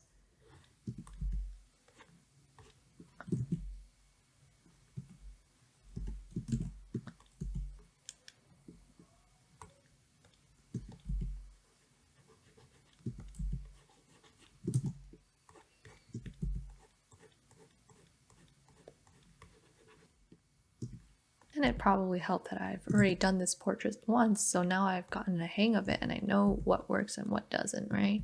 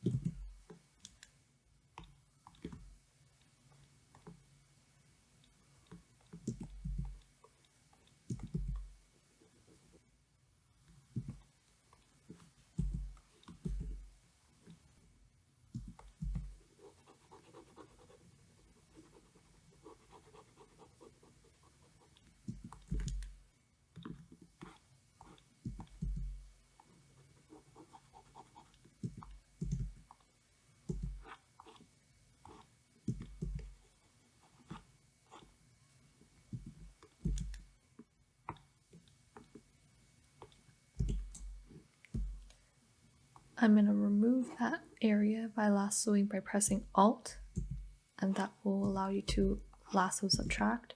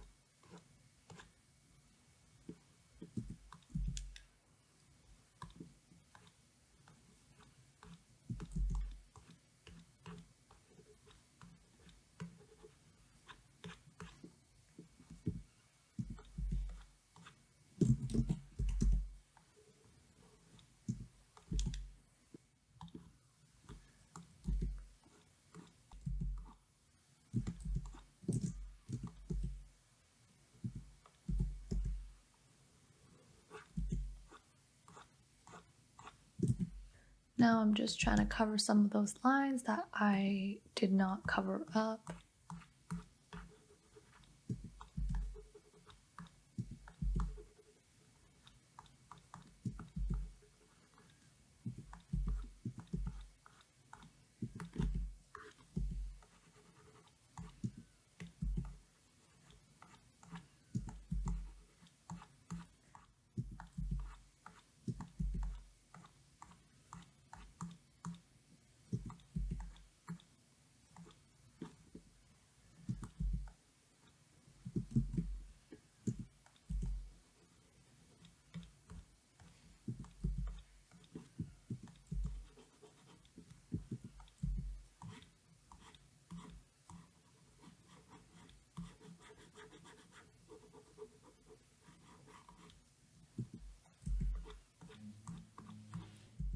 Gotta fix those eyebrows.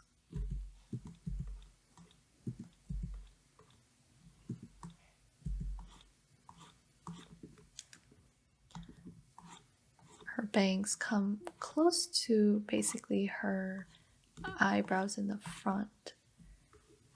And then we're gonna again add in the bright section.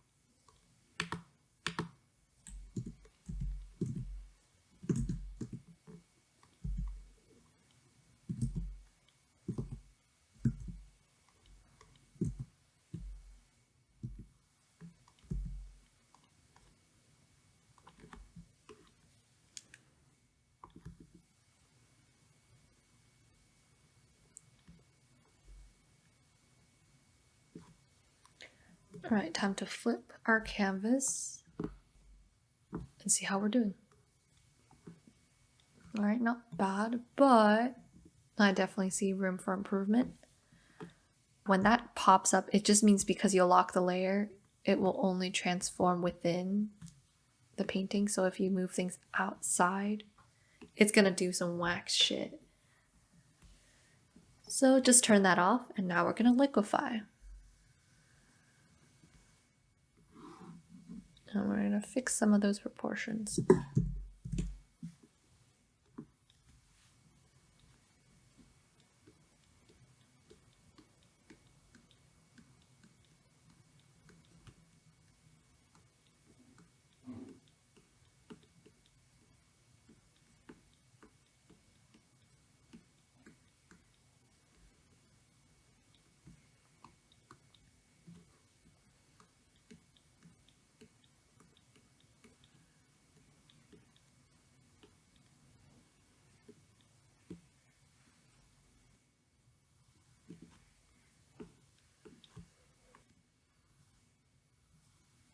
All right, and then looks a lot more balanced, right?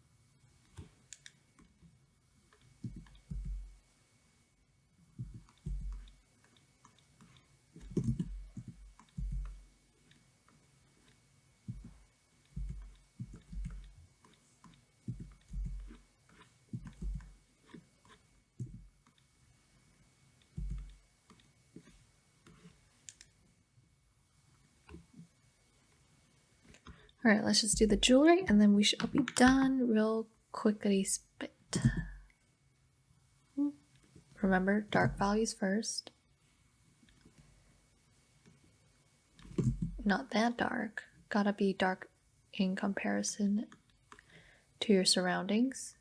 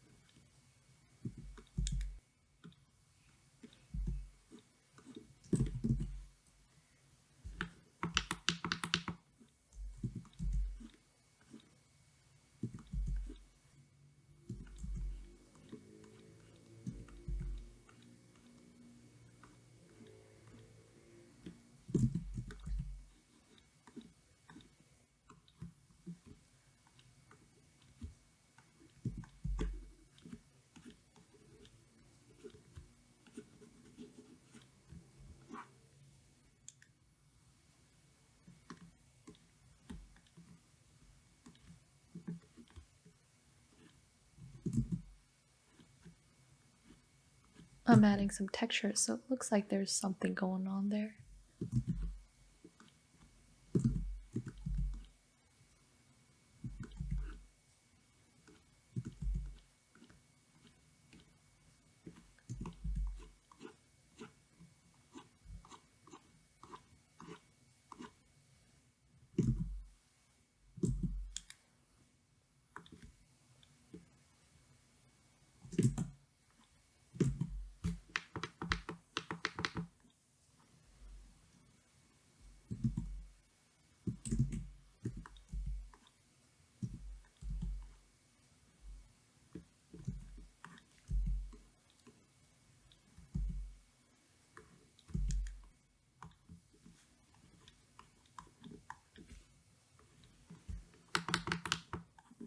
And again, we just do a really rough necklace.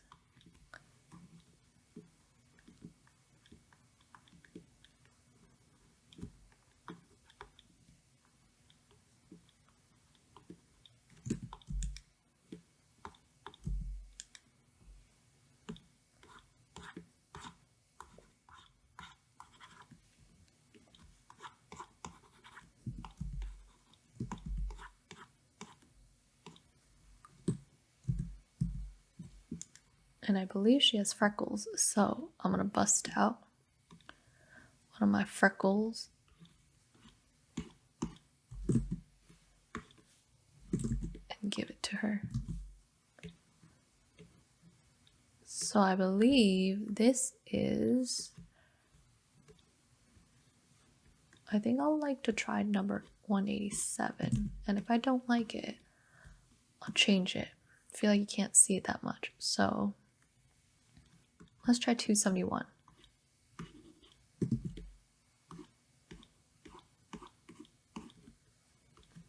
Sort of see it.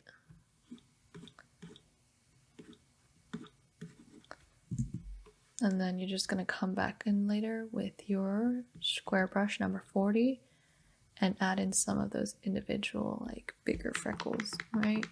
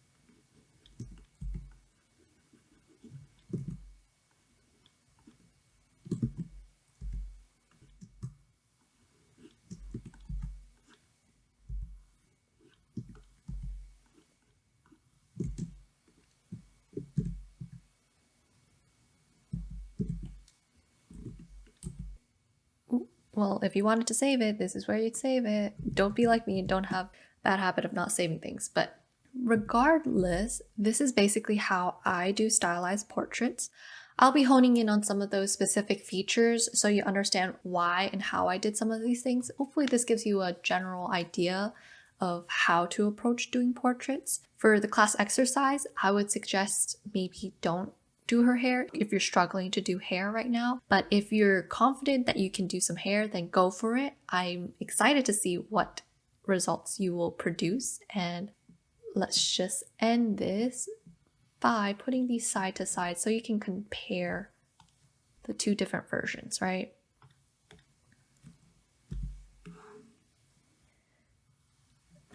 The left version